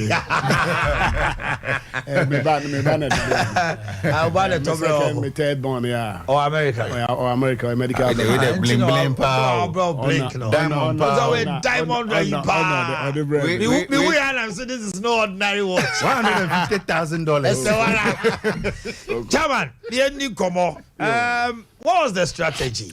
Omanhene mechia motifo na edikan no mabo delegate no so abaso na mabo MPP fraternity ni nyina abaso so nyina ekosia no bibia eba na wieye ewo nkunimu ene asundwemu. I think MPP have shown we young we yankasa amre bi ko ada so da hospital a wo mamaye and easy. Oh, now they anche who the obetin some kruma. And this Debia no Fuzeni obetra he always hopes that Omanhene ga obu ko yira obu say ko bomba. But God on our side. Nyame ya adoma bibia o say ye no. MC tumi ye man kunim. It made that MPP for nyina ase. As you rightly said, what was the secret? What was the this? in every campaign, or can be, you have to get a compositioner, or people no respect them. They think say credibility. The credibility is very, very important when you are setting up a campaign team and everything. So, and the messenger no should be somebody so that credibility no will be or can some people listen. So we sat down, we realized say Juma won to me I think say me share nipa omo ba ni nyina no nipa 4 na omo be ka no ho me hunu de why adwuma extraordinary bia ten won to me in that perspective now say yes won to me if say benya won to me su and then the buy ni bi wo mu there then of course muka say enchenye won to me and then you buy into that statement. But when we have people we know them say per their individual constituency that they've worked there and they've not done anything extraordinary a change they wouldn't to me so we sat back, we realized what their plan or their game strategy was, and we decided to say acquire personal attacks normally if we are say sabe yaw what hey emma baby why adwuma empo ufri ho na ye omo ya emma se wa anye papa wa akukura wo hoda. When you are a human being, you may disagree with somebody, it be a position opening to know, but you can't run the person down say as a papa ba akukura no onye bi da. And the people now they also went for an election, they won. They look at the attacks and other things. Our own crop for no catch a visa video when they yet man wouldn't to me. So we craft a message, not to insult anybody, because all of them I know them. Now for saying when NDC put up this Debbie example, e-blocks. I've never stood anywhere. Maka say e-blocks was not good. They are criticizing. Where they even position it. Na eba be day school also muko chansio and san omakono. That is where the locations, I criticize it. I've always praised them say eba in a boama free SHS. If you want me or you could there, especially me you kwada so there. Agrikins at the end of the example. Where the location even Adobera. What the yet there. All that I criticize is baby ananka me fool say example to say Robon so there should have been a boarding house in addition to what they put up. And to say untumi must say obi abetno edimfie nwotwe na mo said that say wa anya de pa kokura eye papa. More so what they find say oko high party office 10 years. Ebinu say 8 years 2 years no na ehun nsem baaye. Na sabi Omanhene na bad me bottom sika ako high party office amamu. Say 2 years ago. Even 1 year krana. Can't you acknowledge Adea Akye Abia me significant? Near teaching men home. If you know the Bantama office. Yeah. No, a branch is okay. What the men you cramenji. And Mamma Abrosign. And my department being in the office. And non qua is okay, so you relax when your baby tonight of communication. And it's the end to me, Shahon. Now the 2 years are some. Na sabi Omanhene yet say sabi me ko hire de mamo. Nempo 2 years aba. E so na me na ye ba me ho say e bejisika.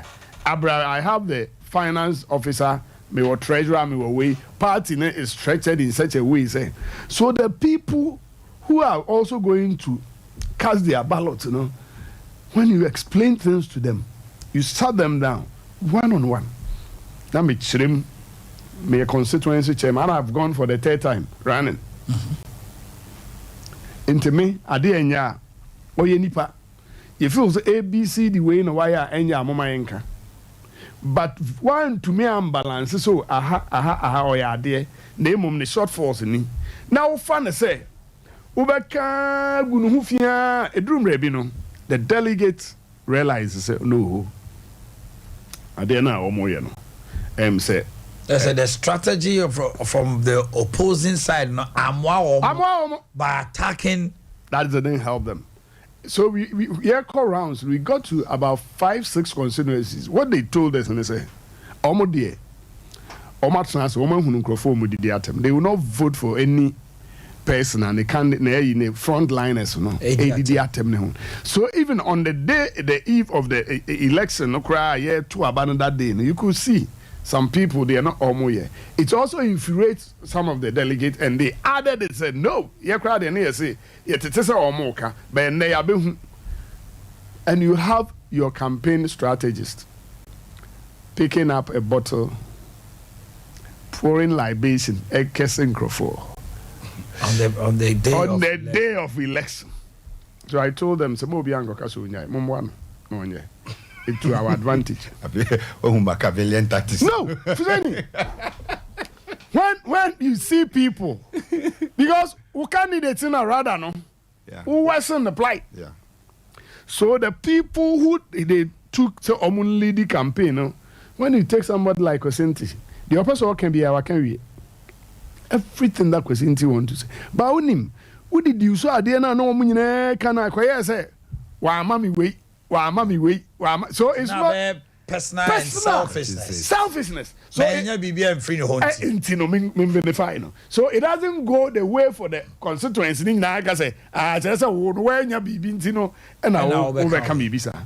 And when you have a campaign, a center on personal attacks, this is what happened. So we went round, we told the people, we give them the message. We craft a message. I'm a communicator. I have a degree in communication. So when I'm communicating, I know where there are weaknesses that we have to capitalize. And then Omanhene was a nice strategist. And you have so we have the people, and when you tell them also, say, we are to face the NDC camp. And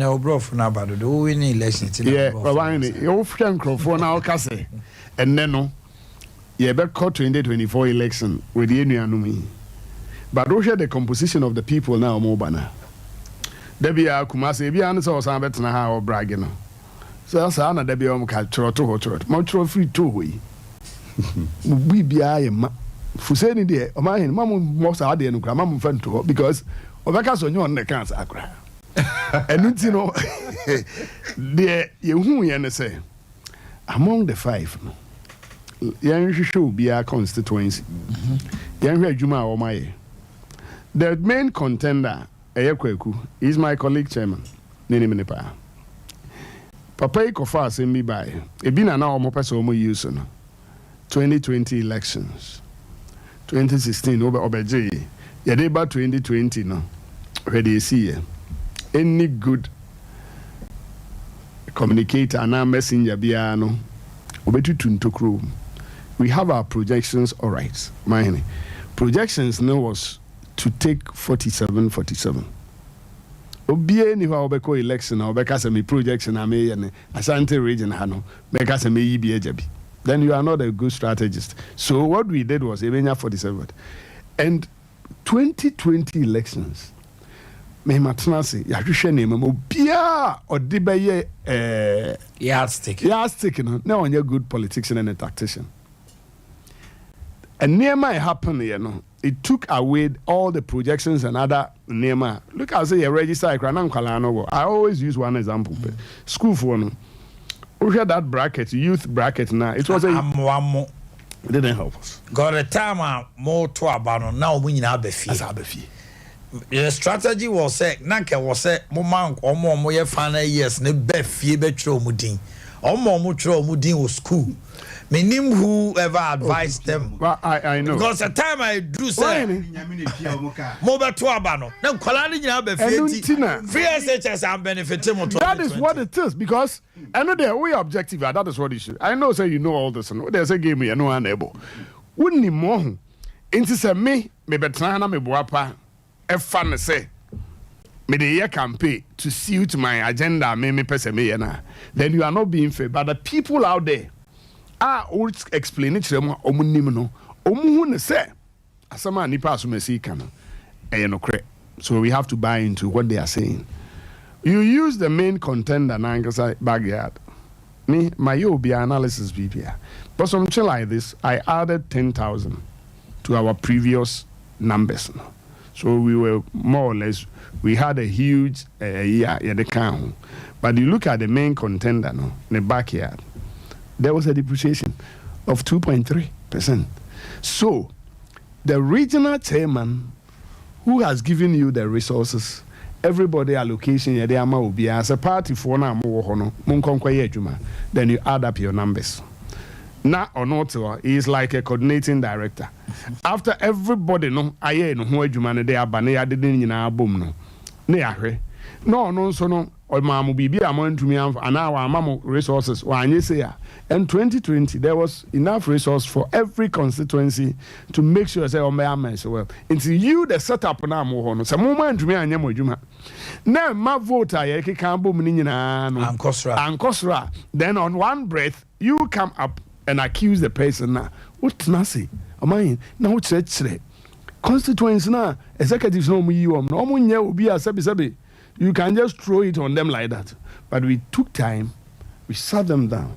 No analysis in the church who say, oh, any asama or more can no. So we think say Sani Pasumesi, yeah, the manner obey to me. And the NDC factor also play. Say, onone Adea Akye, they pretend they say omo they lie. There's a one obey to me. We also let them know so say he can stand when the NDC comes to make anything on Twitter. Only one would be any. 3. Opio to me the resources at the Boa party. And sample na national BB. It's also a good thing. Opio a politician, especially. There are so many things are national. They will put even a budget on it. By the time I also they executed the project. BMI. You have somebody who have the resources but me aka say monjem fanye the party the so also key, so we also lay bare to them. So it was not insult to say strategically na mon kasano na mon kasana it was a strategy. So it was a good strategy. We asked him not to even talk. That is what we told them. Mon kasa all the provocations. Sometimes on Omanhene Yaw seriously. Adea bi wo ha mete be amaba. Miss Omanhene me ba ha wa fama me watchi. Abra me nim pefe say enye Omanhene ne. No matter how it bia no, you wish say nka wo beba. Abeyima no. Asante ye kan se one man kama se no ya. But we decided upon all the insult and provocations, Yenya should control himself. He should control. Because yenya no yenim say even KJT story, let me use as an example. Not even one. Not one. Yes, when you say. Every girl was 2,000. You see 2,000 stores. Stores. That's KJT. So I was just being no chain when you say. That is why. You see, so but do you know they put it in such a way say ebinumujidi. So you 2,000 stores. How can you even the stores no cry yes say. Tondi any room. What what you toy? Oh, it's a me who to me that 2,000 so that may be. You see, so there are some message here. There be a make say, oh package yeah. But you see the Yana say, everyone wants to say, the people that I know they should know better also bought into this. So that is Gobel theory. That's exactly. A lie told countless times becomes a truth in people's ears. But no matter how we are so wise and intelligent, there are sometimes me and your back every week. We sit back, and review our message, what we took there. Baby, are you fool? Say you're kind, and sometimes when you are talking to the people, you speak to them. Look at their demeanor. They are listening or they are not listening. Now, wow, so be or crab, could be woman, they would say they overcome them at the Articrana on because what position in such a way say or new. But me names are no more quiet or more they sit back like what we do. Am I also him who say, Adea Akye Abia, say, and Yadia, efa, and you know, Yatsna say, I want to say, Em said they are deficiencies bebree wo woman sama no mo kan. Enti entutu mutokro. So message me and Sompa na yeki. How they can deal with the NDC at Tutrasem was one who can help finance the party even if there is none. Because I was there, I was working with Untumi in Hansel mining. Now me hear sometimes o mine sika ye de beboa party even though no yet even the regional chairman no. There are a lot of people and they hear me and say baby or cry obi or no beji sika no me ho as at that time no. The saying so onye she. And no I called the person. Do you remember? That's a huge sample amount to Obechi. Then they came to the party office issue. Aha dying. Everyone is saying, "Here, me na me came incomplete." Do you use that to attack me? My talk as I say, prime area. I call everybody. Someone na mumra. As I say, my Tommy the secretary aka. Mumra nanka yemesum na yensi party. There was a nice drawing. My name says that day now. Yeah, I was there for the lunch. The entire Santi media was there. That's exactly. Baby. Ye no. Sika most of promise and we are yet to receive them as one to me. Camp say may receive Sika ye de buy Yemfankosi party of Obia and Fakapramba. So I dare them that anybody who thinks he brought even one person, it has not been utilized. I am Kodine from family. Oh yeah, Obia to me. It shows that this single gentleman and Anyasa party na ma Bemudao. 2000 we won election, 2004 we won election. That young boy was not anywhere to be found that time. Timpeni for mobile and NC party office. But there were people who maybe did to me. CEOs or ministers, MPs. To be to me and who's also CB. Or no asabi yes one school or Niminyanza no. When ya and it's no apeja nasa se de ache.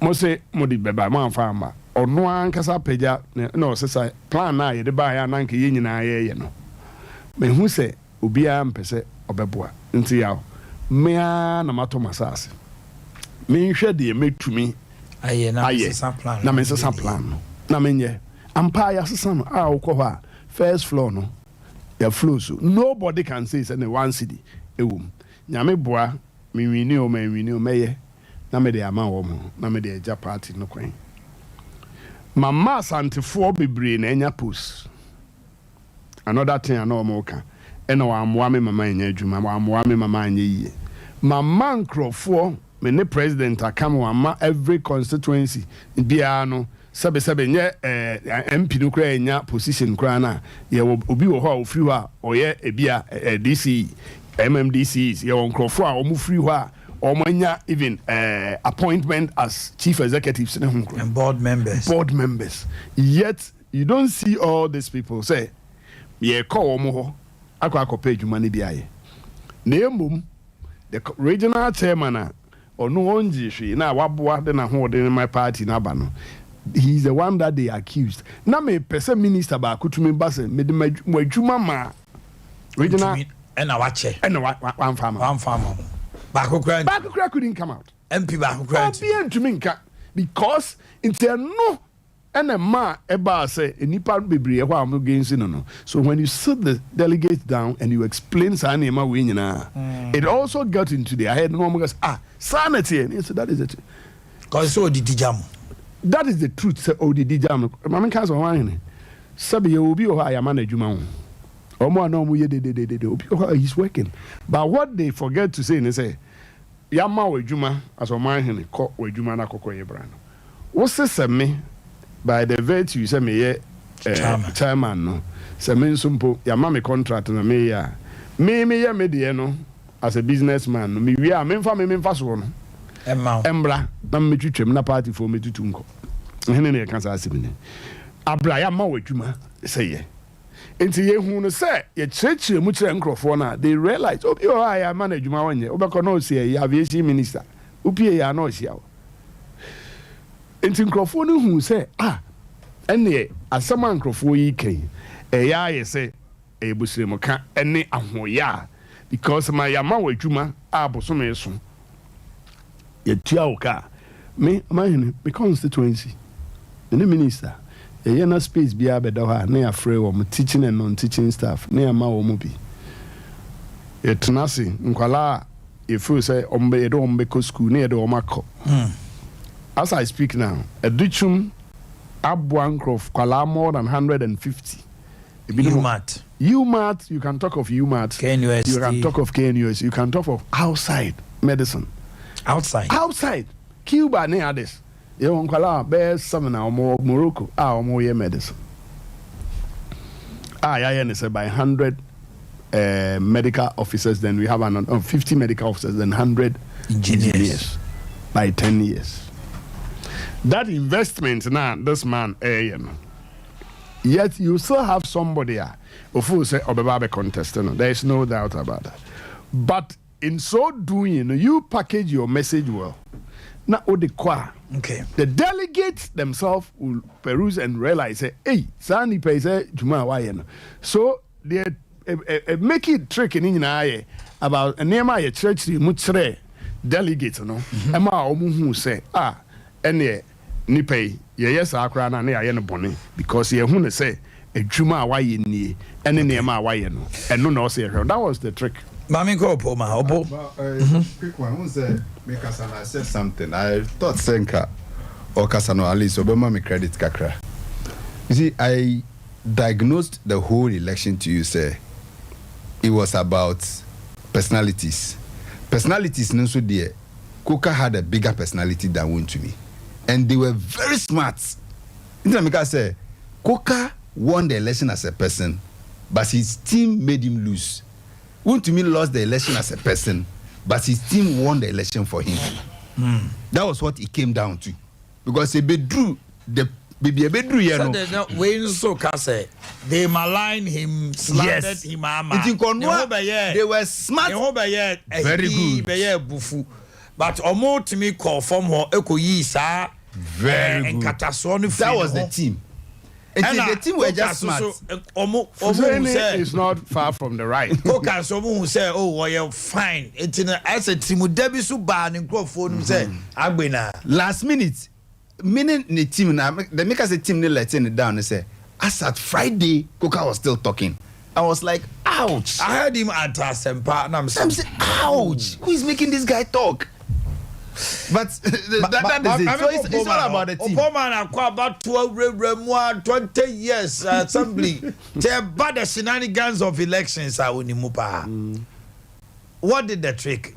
From your angle, officer, what did the trick for wood to me? And almost so yeah, we are doing diagnosis here this morning. Omanhene, Minya Fusen in Ekinson 70 na Ibianya no cre. Ibianya no cre. The truth of the facts, and I say the highest bidder won.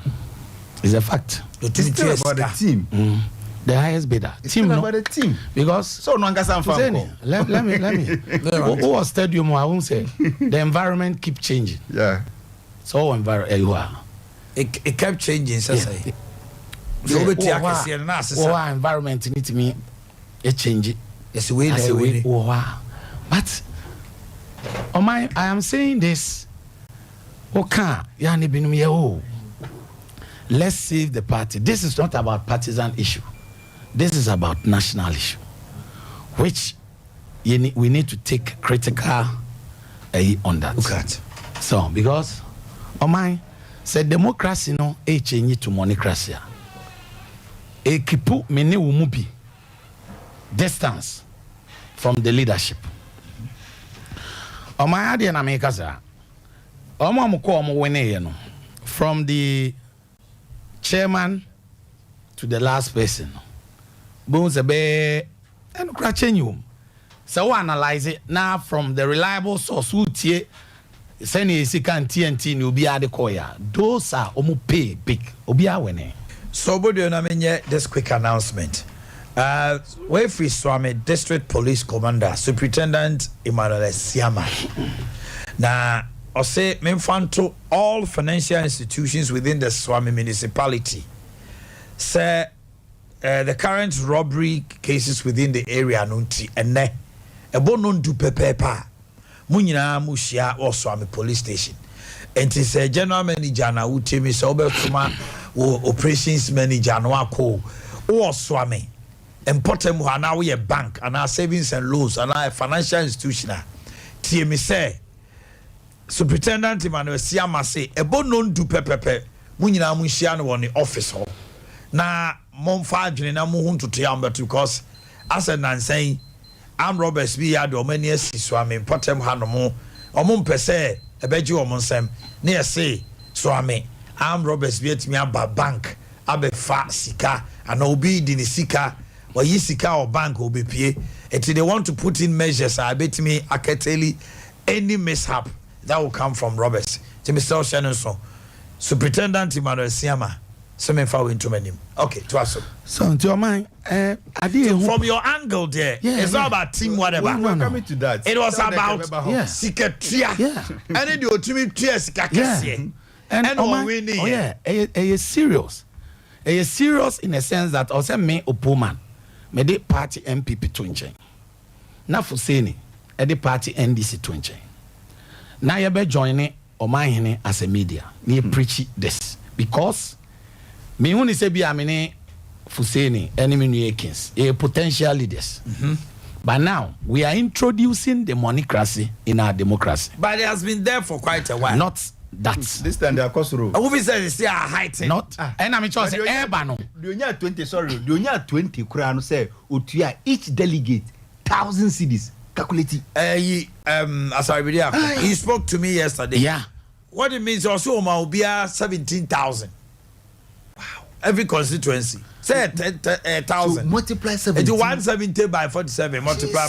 So when Opono he joined as Adea Akye in his quest to campaign, he didn't see that and he didn't tell him that they all and yet. Oh, me can say me about mommy. So mommy me point. So you land. That's 799,000. 7.9 billion. Yes. So the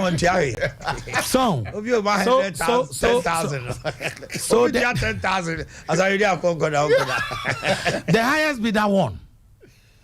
It was a bid and I can say, Semi mini Fuseni ni Ekins say ne who join you be wa winning to Oyokia. We are calling drug dealers, those who use ritual monies to come to politics. Come into politics, which is very dangerous. It is to be a drug dealer. No who says say o disika kwa ubetwenya national chairman ubetwenya vice president na odibe rema why no be protective obekuyemba so be money rituals na when yes can no run into politics no yes successful akola ben ni kuno Ghana ha ye be hu nachi enti o say ye nyina ye forget about o me say ebo obey two. It is all here. Me I say who me sro no. Saying so later I decided to mingle with the press because I press any frame. I want to jina wa ya no mo buy den. And I jina wa unu yet me ba say ya po ye hu envelope. And it's true. Why time? Enti oba me say na wa ma asaredi akofie o. Oh ni o say asaredi akoso me na ntimi ofie. I say papa we o me ka ho. Alliance. Say papa so dey 10. 10 now new opodi as a body. Agrobi. Yeah, ready Yakupo. So, but at the end of the day, a financial expert told me the elections has helped the local economy in the country region for at least a month. Yeah. Because Sika couldn't go for several. I'm spending here. I'm spending 3 million. Say, we'll be spending 3.2 million Ghana cedis. 3.2 million was small. Because not the same. Obi 500 people. Obi 10,000. Fuseni. 18 I am one say. Fuseni. 500 people. 10,000. Omanhene nini nua kwame di nkra ne Kofi Asante no ayo mo se press no mo tia omu ni masem no ba omu nkan ade so se mo pesa mo di se ya no we ade so wo hobby we were there me ba ade asana me kai me say obi tia 10,000 obi anu nyina the two key members ba ku tia 10,000 ba ku tia 7 na top up buy say ba ku tia 10 and on the 3 kososo and on back with me back bufu ye ni bufu ye no And also constituencies, you know, we are 40,000 for taking reasons. Jesus! That can be. They say, Bakutia 10. And a Bakusi Debbie. What year 7? Or 3 years on the 3 course also. And the delegates, no, some went home with 200 million. More than that. What about the others? Constituency 47, no. Bakuti guy no say oh, so how so much is cow. Okay. Constituency executive some way. 47 no, obiya 40,000. Hey. Now mon fan party no. Eti Oman. The American say your situation will be bought diamond watch. Oman sorry ballet tobrelo. Your situation be ye coma. That is not a fair comment. Situation be ye coma. We should all put our interests aside. No, but and think about. We are not making ourselves. Oh, I know. The delegates are making us do that. Meba. No. And you know. Meba. My mom, I mean you. Memory. Chairman Akins. Opoman. Fuseni. Mummy and Samu Kotwaba. Munyina mu decide say muntu esika. Omuntu abana. Ometo but ye be mu tie me. Ye be ya obenya Akins obe say mesumi mpia. You see say anoni idea e was collectively momu it can never happen. Omanhene. It can never happen. Omanhene point say yanso so yanhwe ya. Ye delegates are ye no omo fie be di ho dodo. Because almost season ni. Hey. Constituency secretary now call elections to try. It's no train that's regional for. And as a constituency for no train regional. And I'm a boy. No. Youth organizer or winning and no session. No poor man pa. When it's coming to try to mommy. Oh, and the chem.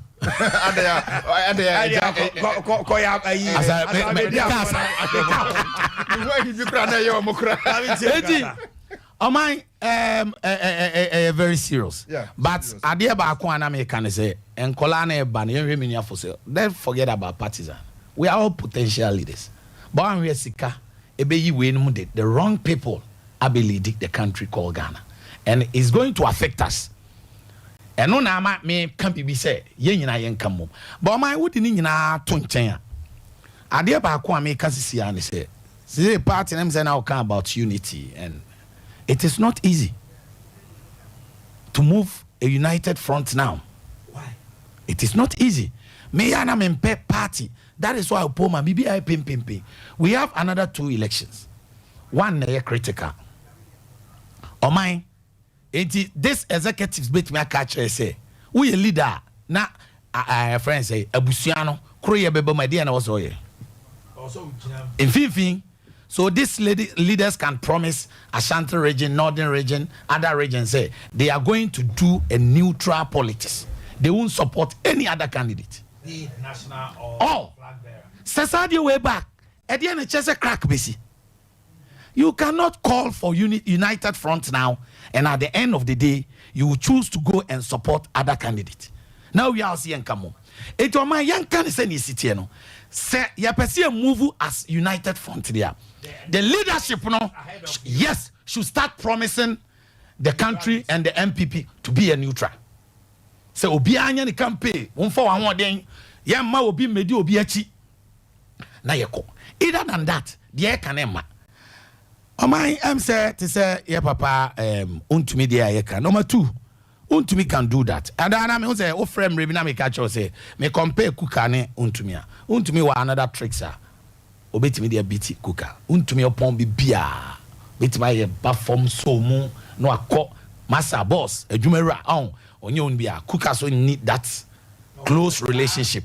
Sir down to earth. Yes. Obetimi no what say yes. Say you know a distance na cook free untumi omomi you know yeah and I said go for so say diplomacy no so ewom but unu abetimi no adi gari kra wa on ya and your stadium ho say na mi jam tamana test com de na ba wa ye wa ba bia mi gina oni ni team na move by poma adwuma betina o me twitwa picture on say or that you know, but Adea Akye Abia I think mistaken so So untumi oh my me no kra na meka untumi nye untumi a yenim no before no.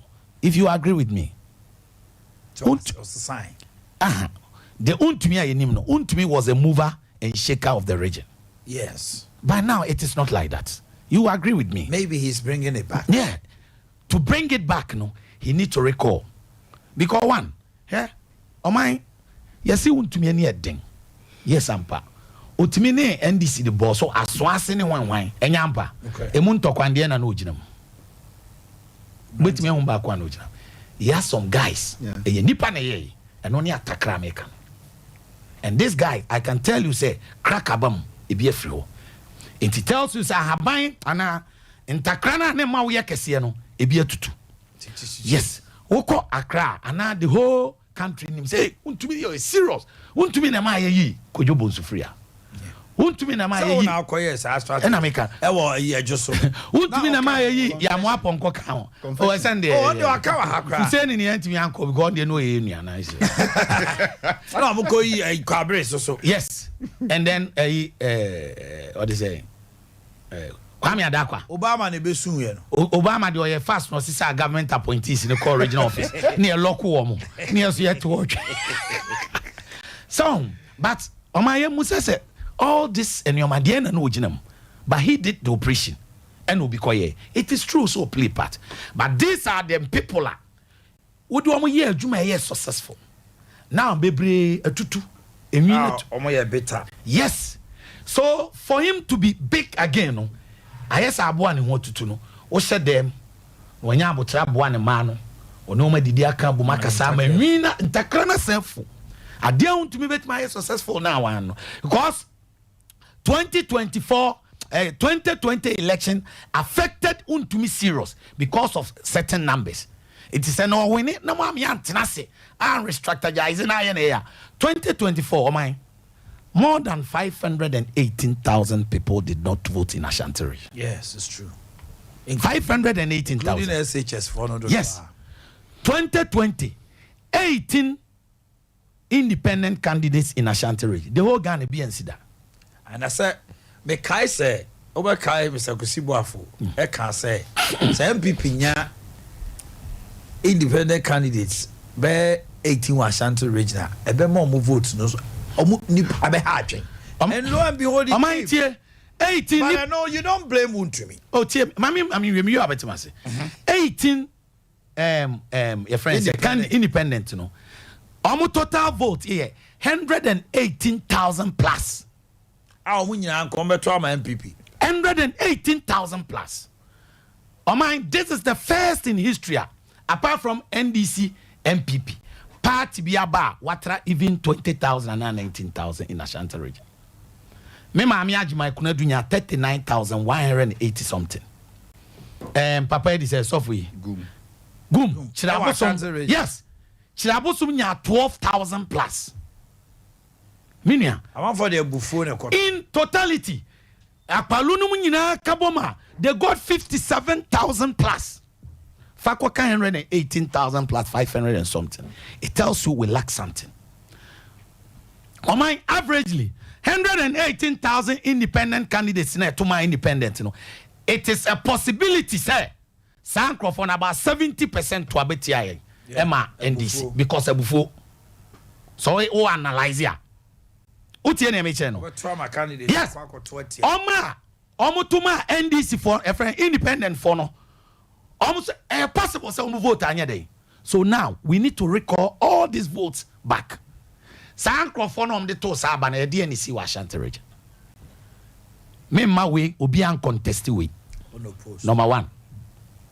Yeah malforms. Number 2. Yeah you a film. Number 3. Untime fan ko bebia. Number 4. It is a corrected this 4 factors a contribute to this. But number of voters. Election say forms near the everything was genuine. Exercise. Yes, genuine. That is why so me share point. Yeah. Sir, the adeba no and a can say anti regional executive now sure say because of their behavior last years we lost almost 800,000 votes in Ashanti region. It tells you say 1 point something now. You delete 7 delete 2 million ka. Yes. Come on, put the team come penny my own court. It is here be breaking 8. A story to make. We need to break all these people on board. Omom ye peeved. Or see a domba. It was set party no. And now executives near neutral. Now you more be a quine. So on fan adrenia den a metre. Me ya no or de Obama ne John Wiabai. Onya ne tres wafa. Ai Kofi Adumbewa. It's in India onya tre. Minya me 7. And I'm Timber, me love me, I'm Timber, Cristiano Ronaldo. Me love me, and I'm Timmy Muntali. Me love, but Nina Koye. Yeah. The only thing I buy I am and say, oh my, Vetinum ko bienwa. Opo mi a minisiko, poma miniska, me kono. Veti will be an chat 10 minutes. But Poma chat 48 minutes. I will bet. So I know. So I know. Yeah. All right, but we go for say no. The issue now is Ashanti region has become the battleground for 2024. Yeah, sure. Take it or leave it. That's true. And say, after voter and OT, when you take the 16 regions, Greater Accra, NDC's leading now.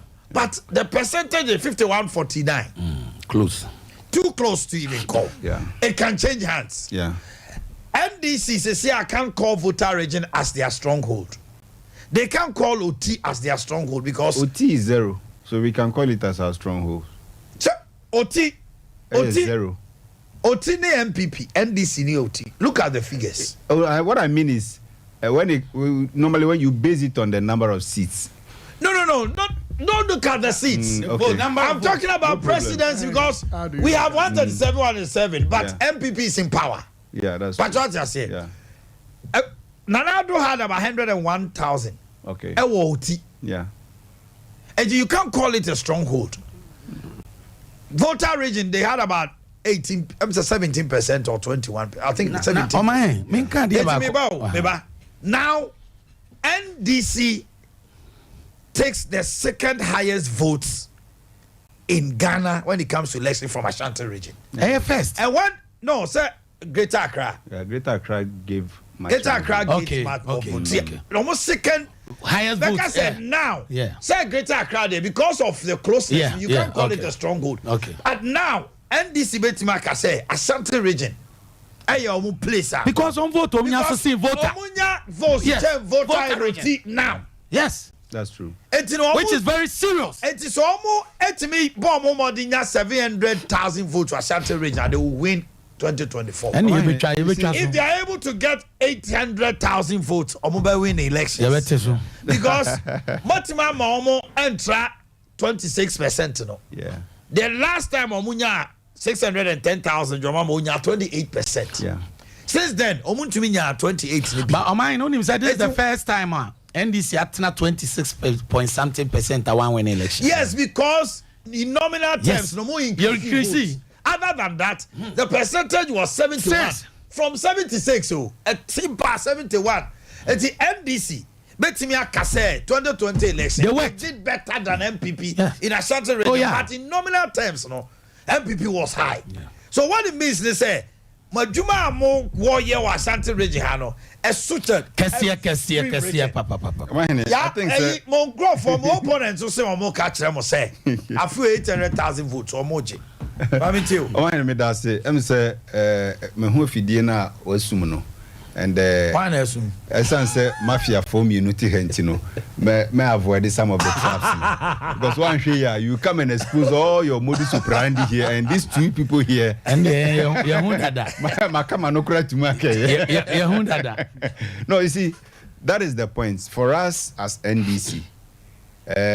We know say Ashanti region played a very vital role in 2020 elections.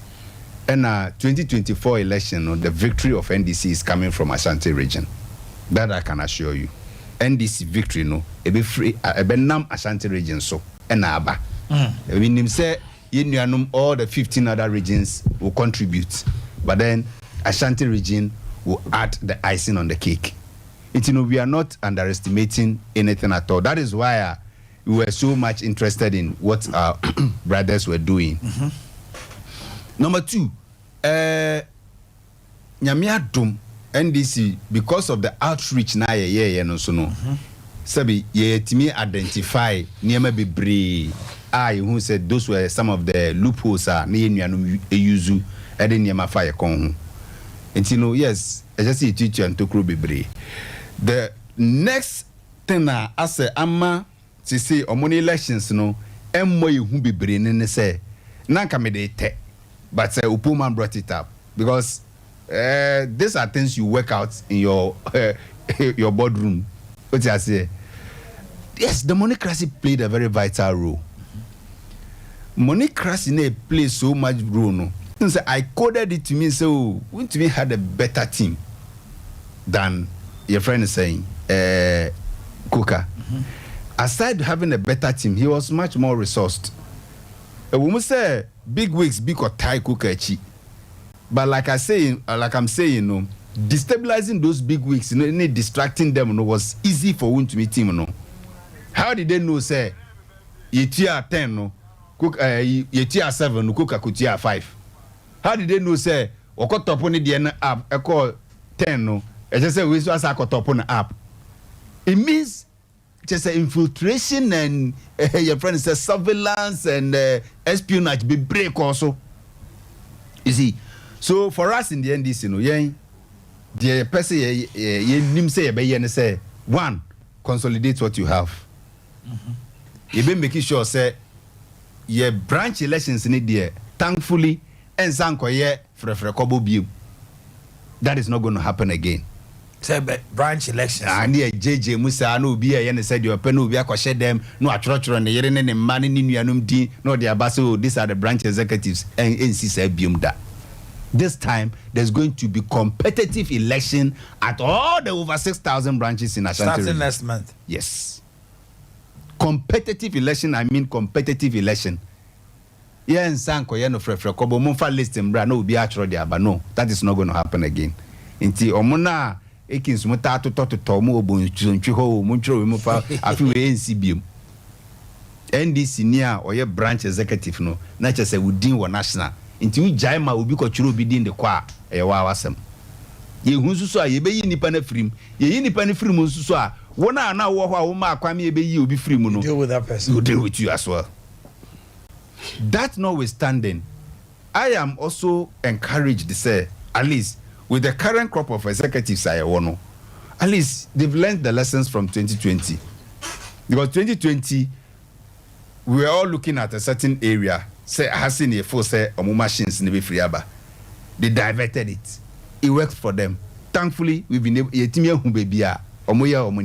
What makes you think that they won't divert it again? Yes, when they divert it, say this time around, it's not going to be just one side. ABC. Are you saying, say, MPP we are Banimuana? Yes, Omu cleverly. Omu say Ghana for one to amount. Kumasi people didn't vote for NDC, especially MPP. Ashanti to 1.768, some of them were cooked. Most of them were cooked. And I make sure says you want me can in our as at 4:30 on December 7, 2020. As at 4:30, no voter turnout was not even up to 52%. But yes, and now Ghana about to also know from 7 a.m. in a crowd and up to 3 p.m.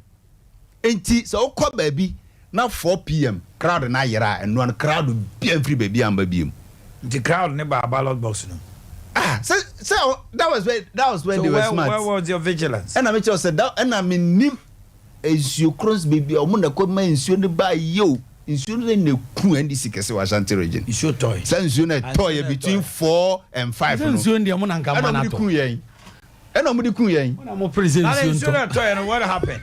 They had to change most of the ballot boxes are in. And to move what they call classroom no Wait, so wait, is it an act of God or what? Oh, it's not an act of God. They were smart. And because I will give it to them. They were smart. You need to under, but this time around, like I said, you need better hope, papa. Insure tokra ibe jina mato. Insure tokra Omanhene, you be jina to insure no. Nyambeto raincoat. Oh, na say umbrella dey umbrella and dey bu and you see, that was one of the nearmany bia your polling agents ne age me ka so mu jeja. They thought said they were acting in good faith. So insure to ye timi ma ballot box ni nyina insure. Ye mpage amfa nko classroom. Na ye di kosi o ye ni say na omo ye de ombe ye fine. Yesunya ye nyansa. But like you are saying, no, Ashanti region has become a hotbed because yedi him say at least we have a chairman at least utimi kanye nipa boom. Thankfully he's not a talkative. And you know most of the times they can't predict him. And then there are difficulty in 2020 because no mu the Nana Kwesi here. Kwame Zu also speaks. Isham speaks. You don't even hear the youth organizer talking. Until Omo Kasa among the executives know a few. You have the Gloria, the Franciscus, the Isham. Mostly Isham speaks. Kwame Zukran just say be a press conference or press release because Ono Kasa want to na no yako yikamano. You know he barely speaks. Then you have so Isham was doing most of the talking, and then the vice chairman Alhaji Sani Salisu Kura they want to say Salisu Kasa. You see, so it worked. To extent, you know, what we need to do is to make sure, say, you're very revising. Is it also not going to be an issue, say, that Ashanti caucus might also demand a running mate? Ashanti caucus demanding running mates, that is beyond Obiti Semi Don Kofuseni, but that is their right. Is it true? I know that they are pushing for it. Is it true Sam Jonah is coming? Sam Jonah is coming to running mate for the your NDC. mama. And I don't know about this. Now, do you have to come to NDC and sign over Borao? Oh, they be bra baumia bresi seni yempesa ubi ababa bresa o. Sam Jonah, it can never happen. One day, once. Sida. One day. Missy NC. NC. Take it from me. It will not happen. Until yeah, the prof neko. Nana Jane. Ono ne de neko. Ono a. Ntina Ashanti region for no so almost lazy or move. So almost so running maybe because now right. Almost fee say almost never beji a jadi ama NDC. But it's within their right. It's within their right. No, fine, but that's what I heard. Say Sam Jonah is coming. But it's within their no, but it is something that I've heard. It's true. He's coming. So the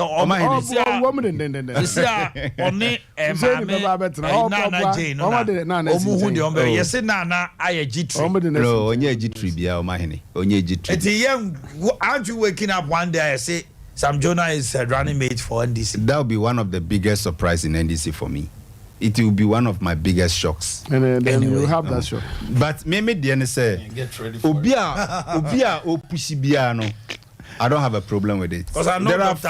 Sapon is interested. Yeah, he was almost on the list in 2020. Ewadako, yes. Ewadako led your onslaughts in Ashanti. Yes. 2020. Yeah. And they amassed a lot. Yeah. But I'm told Ewadako is also interested. And I make sure I say, as for the flag bearer, running mate in there is the prerogative of the flag bearer.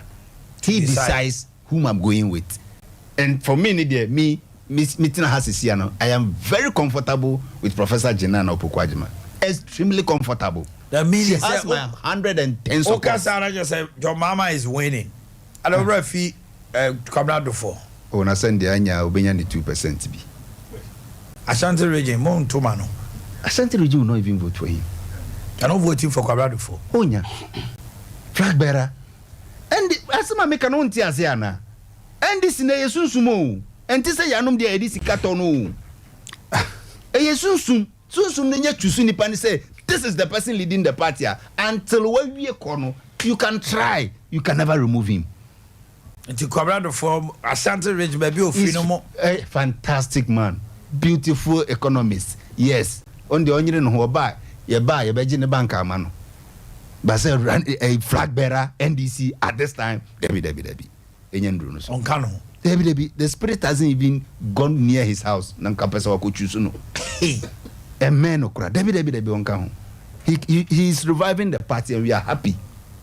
The contest is beautiful. There are top projects supporting the constituency. But flag bearer ne yes, a drew high, but took a cram and the adanase. Obenya base 2%. But say, Brabe to John Mahama, dear, baby, is out of the question. Some people have issue, quick one. They said, Your mama be dim fear na penoako. What is he bringing on board? What's extraordinary? He's bringing stability and fixation. John Mahama is coming to fix the country Ghana and leave a very good legacy. NDC within 4 years. Yes. Because 4 years, no, Omanhene Yaw, he doesn't have anybody to please. He's now coming to do the Ghana agenda. Because on why not say 4 years? No, so no be any assembly. No, no, so it's not true.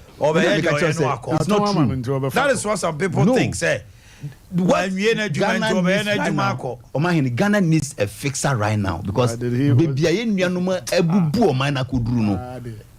you think he can fix it? Yes, because he's done it before. He has the experience. John Mahama will not come and be scratching his head, say 8 months or say 7 months as an EDC. No, he has the experience. By the time yes, when he 7th January, by 20th January going now, the DC's list are ready. The ministers list are ready. Because he knows everything already. He has them. The country.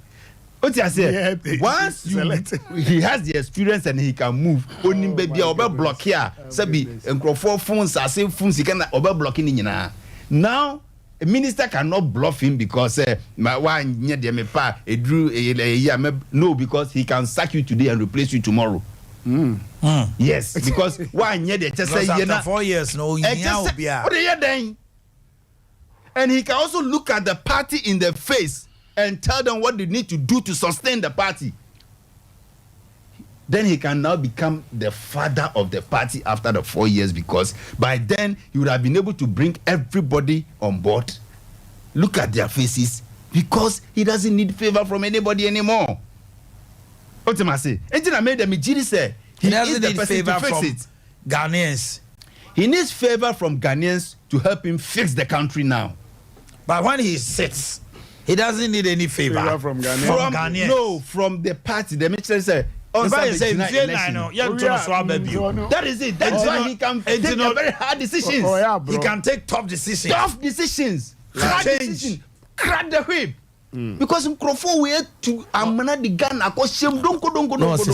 Osisa o nyanhwe omo. What you say? Yes kanu. Sika na want to on ma watu abatu obi. Eka ye dekra. Ti obe fa no de kwa no 191 very dangerous. Ghana cedis.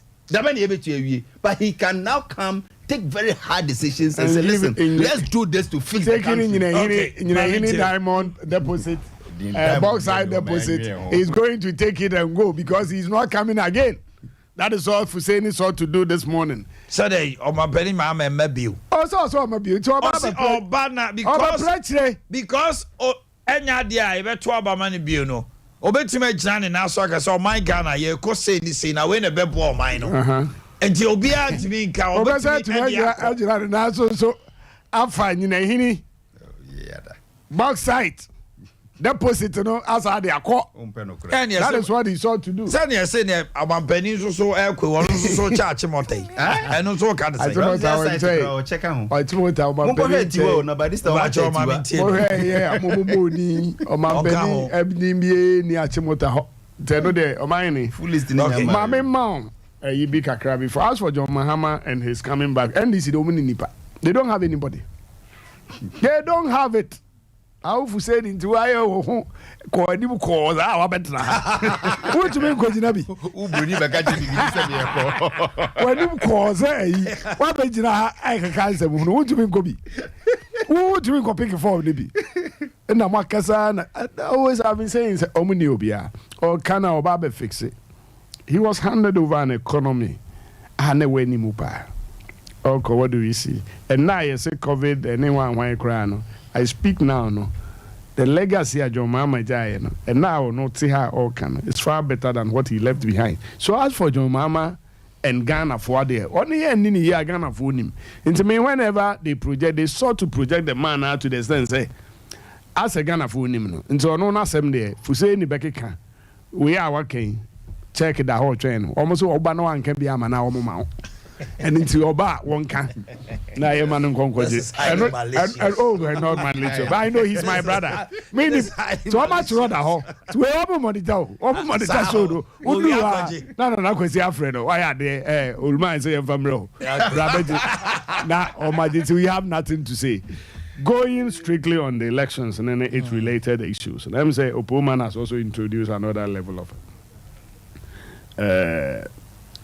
democracy. You cannot do without, say, there will be an election devoid of, say, Emma will be Casey Canning Hunkro, the Bower, their dispensation. Now, Omanhene Yaw, he's not trying to be fair to the system he had inherited. He was a presiding member, even assembly elections. assembly. No young control obia nipa mi unu zo abawo. Omanhene. One person na ye ko confirm. Presiding. One tia. After some Omanhene abo. Oh please. I've been an assemblyman before. As I sit here, I'm an assembly member. Yeah. A government appointee, of course. You can call my assemblyman in the absence of if I can proceed. If I can proceed. But I won't be done. Say it. When did you came up on that very you see, me, I always want to see they all can. It's a good call.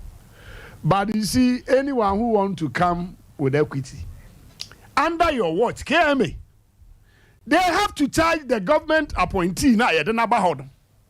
Did we see Opoman condemning all those things? No. Mugo confirm Sompa. No, he's not talking about you as a person. No, he's saying that when it happened, say but I criticize about say under my watch. So he has to correct when you were presiding.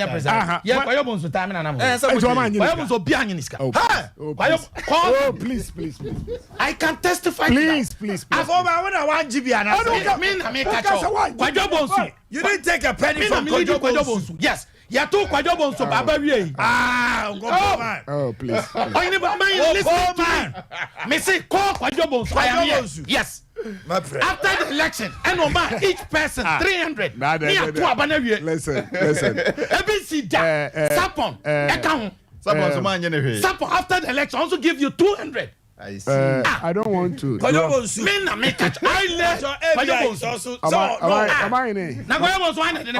leading the campaign. Maybe am I Kumasi Assembly members no crack can say. Other district ni be crack 1,000 something. Yes, because 2 friends on tongue as Antimino. Okay. When is the first time? Hold on. The reality. That is why I'm criticizing. The reality, no. Hey, Adea, you don't need a rocket science to come and explain that is what has been going on. Yeah, we are also in this city and we know what goes on. And he said, Marka say, and your reality, no. It's the judgment. So be a phone in says, yeah, you hear the people. A room rebia. Adea, yeah, no one a bread. Obia obe raise that call, no. Say, Sikasem na politics, no. My no. Many will be in and there were people nipa bebe. Let me tell you the secret of to me. And untin a room rebia. On my own man because we have the committee or the direction was that Obia or the he will control you. Or this sika every baby Edeaba say wo Omanhene J. Nafako ye campaign na winning no. That person more or less no have an influence on you. Adea Bia Obeka say ye no. Obeye because ono and our sponsor our campaign. Nobody. Nobody. No one. Oba nipa ba ku say. I'm telling you, Omanhene. Say obi say or no. Obama can we doubt him now. No, wouldn't to me. And you be a sabi. You can take everything from him. But he's well resourced eba sabi you. But ultimately, kasa elections so when you support. There is no support to be beba na ya no. Hey. I'm telling you the truth. Chama, this one I'm also having doubts. You may have your doubts. Because myself, Chama, I want to be single-handedly sponsored his elections. Why not? Then he's loaded. Maybe you don't know what wound to me is worth. And I'll forgive you. Okay. Because that young man, no, I work with him. To me, Mammy can't say so mine. And there's a function now and function. Make a hello channel also. Also, maybe. Now the woman said, make a crap natural. Okay. Make a crap natural. I worked with Win to me. I was a general manager for Hans, so he was a CEO. Yes. So I know how that man or that young man was. So make a someone. I know what I'm saying. Because he's my everything. The obi or support to Win to me. Me show crying. Me bow, me wo. But say, ikrom hayenim. Amanfo a omo yi wo manim. Edisika breu be say me, I'm here. I'm helping the person. Obi a say otumi boa wontumi, and if they know of any single person, they should come out to say, wow, he didn't receive any penny, any dime from anybody. All is that you are dream be say obi a obema manipulate. We say because our Sika, even one when you are appointees class 7 now be appointed no. Because you own the person. Influence. So we decided said no, Mobia Emeboa. That is why that young man sometimes have the nerve any akukudro to make can ubia anymore. Ubia to mean can no. Because onim say baby I'm imagine ubia am woman am ye. It's no do maybe I said the highest bid and home no. This very election, there was nothing like that. Omanhene and Oman should also be able to tell us, explain, say, listen, Nipana or no call constituency. Yeah. Even ward. Polling station, ward. They paid to be elected. Yeah. No, a pianica. Akwa chairman was Opoman chairman was in share so. Yeah. The billboard I can see 8x8. Constituency chairman no. Billboard kesia and put it up. I was like constituency elections billboards. That's all no why billboards base 4 say 8. And the winner be Drew Stadium or so buy us want to me tower chi. Oh yeah, because the billboard and so that is the situation. We will pretend as ostrich. But let me tell you the truth. Even the youth organizers were like trying some more froka. You see, one a year that's all. So now it is established when you don't have it, don't venture. Only if you venture, but at this at this level, no dear. And yes, I want to mean win. No, at this level, no dear. Opo. Omanhene. Yes. At this level, no dear. Ayedin. Koko yes, sir. So unsem pupra se wo badia. Wasem ne depa. Wasem o depa. And so. But oh yeah, dear. That's so. So. They are trying to be dear. It's a simple, you know. San Nemana, yeah, can home crone bande democracy now, yeah, no. But it's dangerous. It's very dangerous. There's no doubt about that. Somehow can't pay. They will say you can have somebody. The whole world knows that this man is into drugs. Yeah. Obianim say he's a corn guy. Yeah. Well, a massive wealth. Yeah. No, I bet a ritual money, a money ritual. Yeah. No, I bet regional chairman of MPP. That is where and Kuala 2 Ebewu our command onimso o Tinkwala. Yeah, first to NDC for no. O kumun Kwala e dey na rituals. Or control regional commander. Or control one Kwala ni be wusa. Who is going to no boss wa omukra nim say because the party also has checks and balances for those things. I'm telling you, I know now baso. Your checks. Fuzani. Was the party na no be check no ya boss ka manager. What was trying to say? Checks now can wasem no. Say nipa no. Oh, sika the entire region. What team talk? Maybe even commanders disqualify sika for. No. Let's also look at this way. You see, if the person no a known only credibility. I'm telling you can bring whatever you bring. Yes. The people will not mind you. I'm telling you. Yeah, well, nipa bebrea. They will so unless it's a nipa no, he hide under the cover. Yes. Obia yeah, then enim. But say you krum you pesca de, but let me tell you, Omanhene, you know, you desuni so. Say obi pa nim say we drag pe baron pa ne hu our republic here, who MP was arrested. Yeah, I'm wanting. So no be any. I don't want go di parliament Tanzania. So no be any. Until he was no be any. But if I knew say na Crawford not omunimo, they wouldn't have done. And as I say, Krasa senior waba. I didn't know saying in the TV. Say no because he cannot tempt it. And the American man is on. All right, yeah, wrap going. I think they also want to add. Yes, I think going forward, distance, they bet to me about akateli bibia. Yes, say we have to widen the electoral college. That's the college, Yeah. And this be brave my MP before we remo. And no. And this is also better no can some 2016. MP before I got to about a card. You see? It won't come meeting. Omuka no mo de ko. Oh, self Fuseni. Oh, Kasano, or say. Oh, yes, I'm mistaken. I deflect lessons. In this case, all that he sought to say, and I say, yeah, close to. And also, you have a pet. You say, I'm to the spa. Me call elections. So they are okay. Me, there's no election on my or they say posters. Not at all. You can call and ask them. Yes, I'll talk on no post. Me call contest. Oh, okay. But my train now, contest na me call. BBN was my all that we do is say you are close with the people. Network for Societal Transformation Nest. Me pamocho mun tie me ye. Yeah, ye bu bebre wa ye ne me ni adwuma na adwuma sem aban no ne payroll no ayemma. Eno nti the opportunity be basse ya antrafie.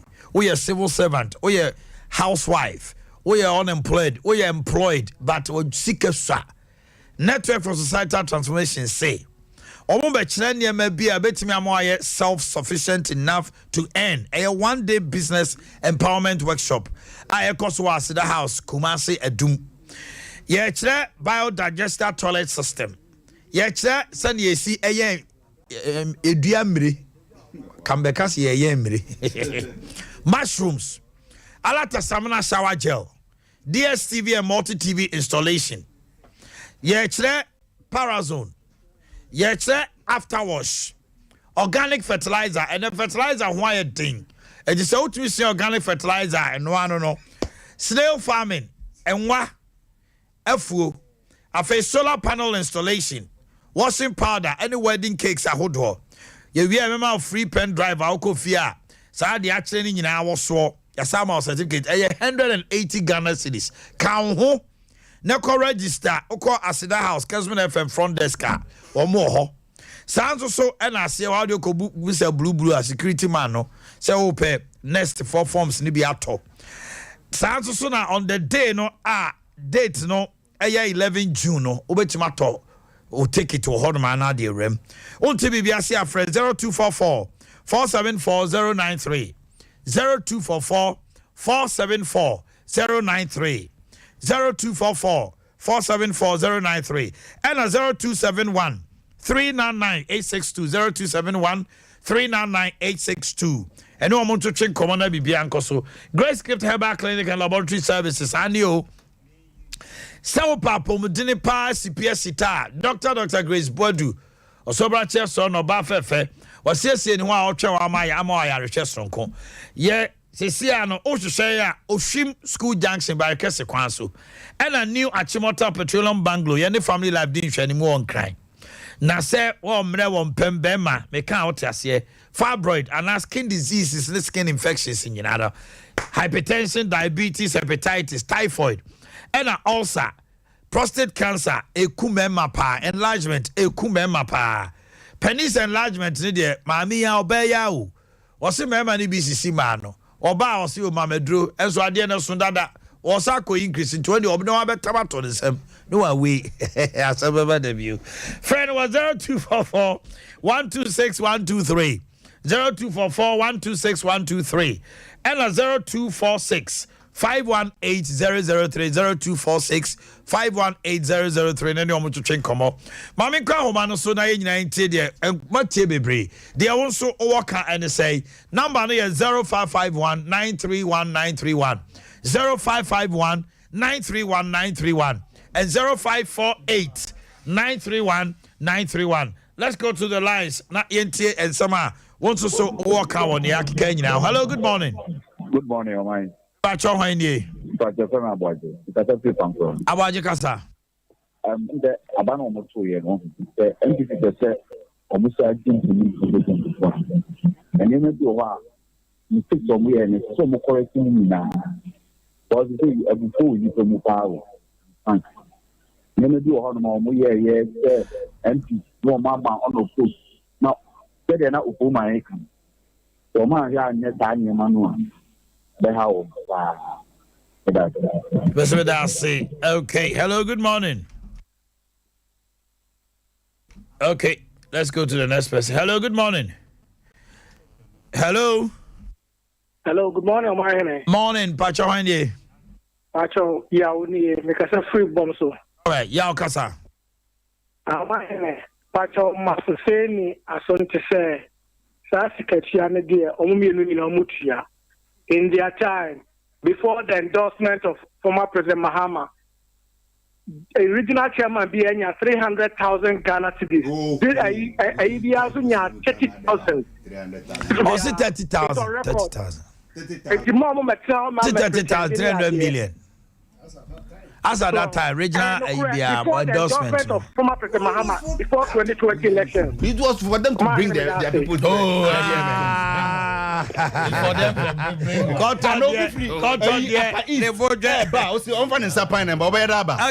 Okay, let me go. Hello, good morning.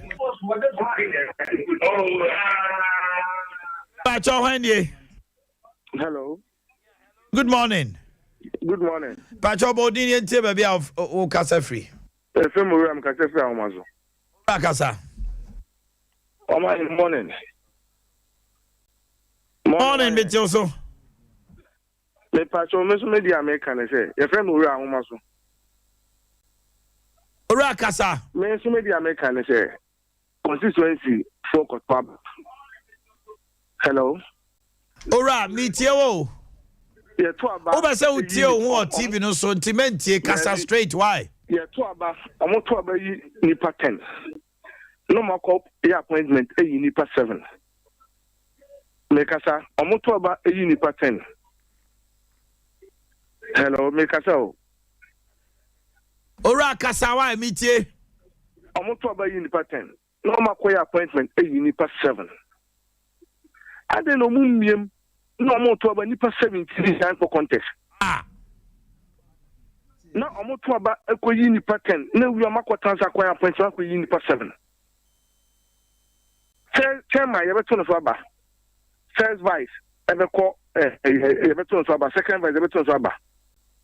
Financial, the FCN to Saba appointment. Treasure, Everton of Abba. Organize Everton of Abba. It's a deputy to Saba. I then a young man 17 contest. No, beyond complain of hoarding. No be contest, no be on my appointing a no. If the year I have to about Nipa 10, any woman I talk about more to meet my age man. No appoint Nipa 7, some go for it. Okay, thank you for also submission. Hello, good morning. Pepacho numbers no yemienu 0551 931 931. There's another number 0548 931 931 0548 931 931 0548 931 931. Hello, good morning. Good morning, Omai. Tao. Media the Pius, Mekasa Free was a Kropon. Okay, Pius, mine too. my chama wuntumi election yɛne kra ne yɛwɔ wasa no ne yɛ bɔ mpaeɛ sɛ obenya me ne yɛ police station electoral area coordinator but the ten say wo kɔ ɛkɔna sɛ wo obi ne duru baabi hu sɛ baabi ɛdene no wo akyitaafo a wo yɛne yɛyɛ youth na yɛdi anim a yɛkɔ ne nsuro chama wuntumi yɛ type a eduru baabi kra na sɛ sɛbe kɔdi nsɛnsɛm police obetumi no wada ho ɛne ne yɛ frɛ ne sɛ ɔyɛ the grassroots man eti chama wuntumi deɛ ɛnyɛ sɛ asantefo nkwa na ɛbɔ mpaeɛ so wɔ wini o yɛne wasa MNC East kra na yɛyɛ delegate or ne yɛso yɛ bɔ mpaeɛ sɛ chama wuntumi ewini na breaking the 8 na starting from asante because duru baabi a ɛwɔ so otumi ba wasa MNC East ɛbɛboa yɛ ne afei yɛn yɛ titi na yɛ alɔ so yɛnim sɛ of chama wuntumi nti yɛbɛsan so agye ne back awurade nka mo ho na mo yɛ adwuma all right awurade nka wo so ho 0548931931 and 0551931931. Hello, good morning. Hello, good morning. Acho hwende. Come na ya Kasati Center Market. So it's you. Omanhene we dey aka can say. You say you want to talk about trouble na so make this career. It's a public dey say ko trouble. No, me ne mo ya adwene. T-shirt ni yi na de. Omo so ba na mo so ma charge o mo ansa na mato. No, me no obi ya adwene. Okay, hello, good morning. Yes, you are beji. Is here for the kumka? Sama mo invite you ma no ba no do musika ga na watia. I said I see me the sika kan ho. Ana manya bi no. Hello, good morning. Good morning. Ba cho hani. Tom yentio. Asa. Omanhene. Said Omanhene iko no bi no. Kenya me. Me NPP me NDC. But no kure e ba ko nya me anyi. Omanhene nye. Me ye ka ta ni. Acho mi tio. Me ko pa so na me ba. Me ke tika me yere ta me ka se me wo mutuna. Ni si de bi de. Woni me no tuna me ntisa. Enti no kure de e ba ko jo mo pe jo mo ka ta. You mate. Hello, good morning. Hello, good morning. Acho hanye. Omanhene. Sir. Omanhene.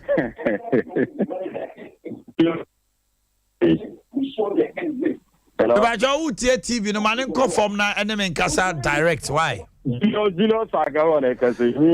Julius. Hey, my Phil. Julius my Phil. That is say. Akwaba. Baby, I'll be Kubia, my pa would you know, I'll say, baby, I bump and Uncle for Mount Kana.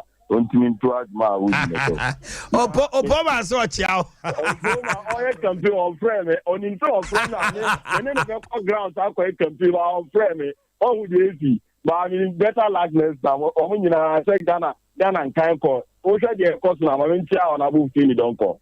Or I won't feel it don't call. I can't send NDC supported so be a man and cost I don't know. Oh, shall I not the original time and now, Massa, ultimate predicting. Who said your all now month for beer credit the massa. It's a party politics, no strategy and you give you. Who say Omanhene this is a to abano. Name people in see a friend say won't to me. And this is from one or no more one person won't to me baby. So and this is one and then support you to me. And so would to me and so would to me dear. You don't flop no yenim na no draw getting the quiet in the paso. Now I am paying na aba na you can't change this for say. You're retaining na kotia o to me cut off this is what this is everyone to me no so. Thank you very much. Hello, good morning. Good morning. Cho hwande. That I'm a certificate. Yes. Ain't you no pay. No pay more much my demand of the Bia Kokama na MPP for better make the check my own to me. We said that not to Abanama but abufu bi eba na de nipa bi kati am bia onya bia na onka omunyina mo together na omunya aduma MPP intimi and power 2024 the make okay. Thank you very much. A last call. Hello.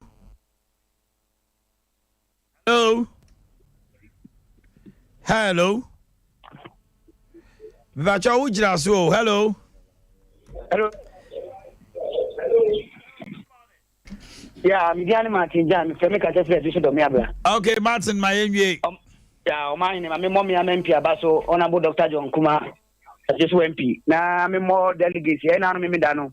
One acquire, the grassroots, Yakuma Swadi, my now Muko Yi, Tamaun to me, the famous chairman, Edinamaye, and can be set 2024, no, including Gibede, Ebeba.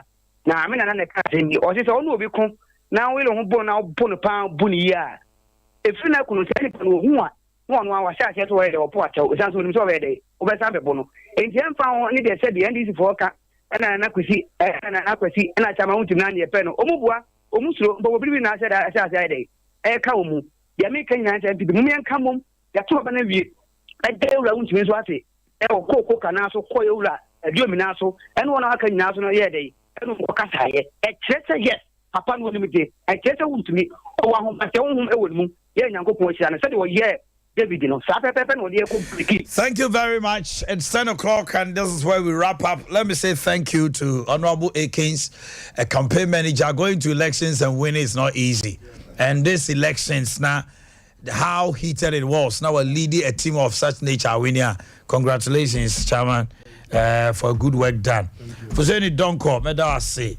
Dabia Tunsa Friday with Dijuma. Many poor man, Abraham. Now, so yes, 12 midday, na sika no buy. Sao. My radio, my name is Opa. I wish me Honorable Kuku Ashtown Assemblyman. Oh, okay. And then okay. But I'm the chairman of Pesi. So Anna.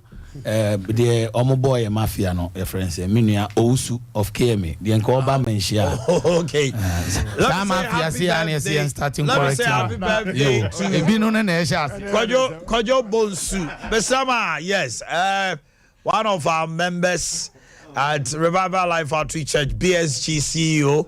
Happy birthday to you, Kojo Bonsu, from Prophet Edward Menu, the entire presbytery, Pastor Bona, your wife, and the entire presbytery. We say happy birthday. Let me leave you here with a special song from Kiss Daniel. It's a Buga featuring Techno. This is a song that is loved by all the ladies, and I give that to you. Cheers.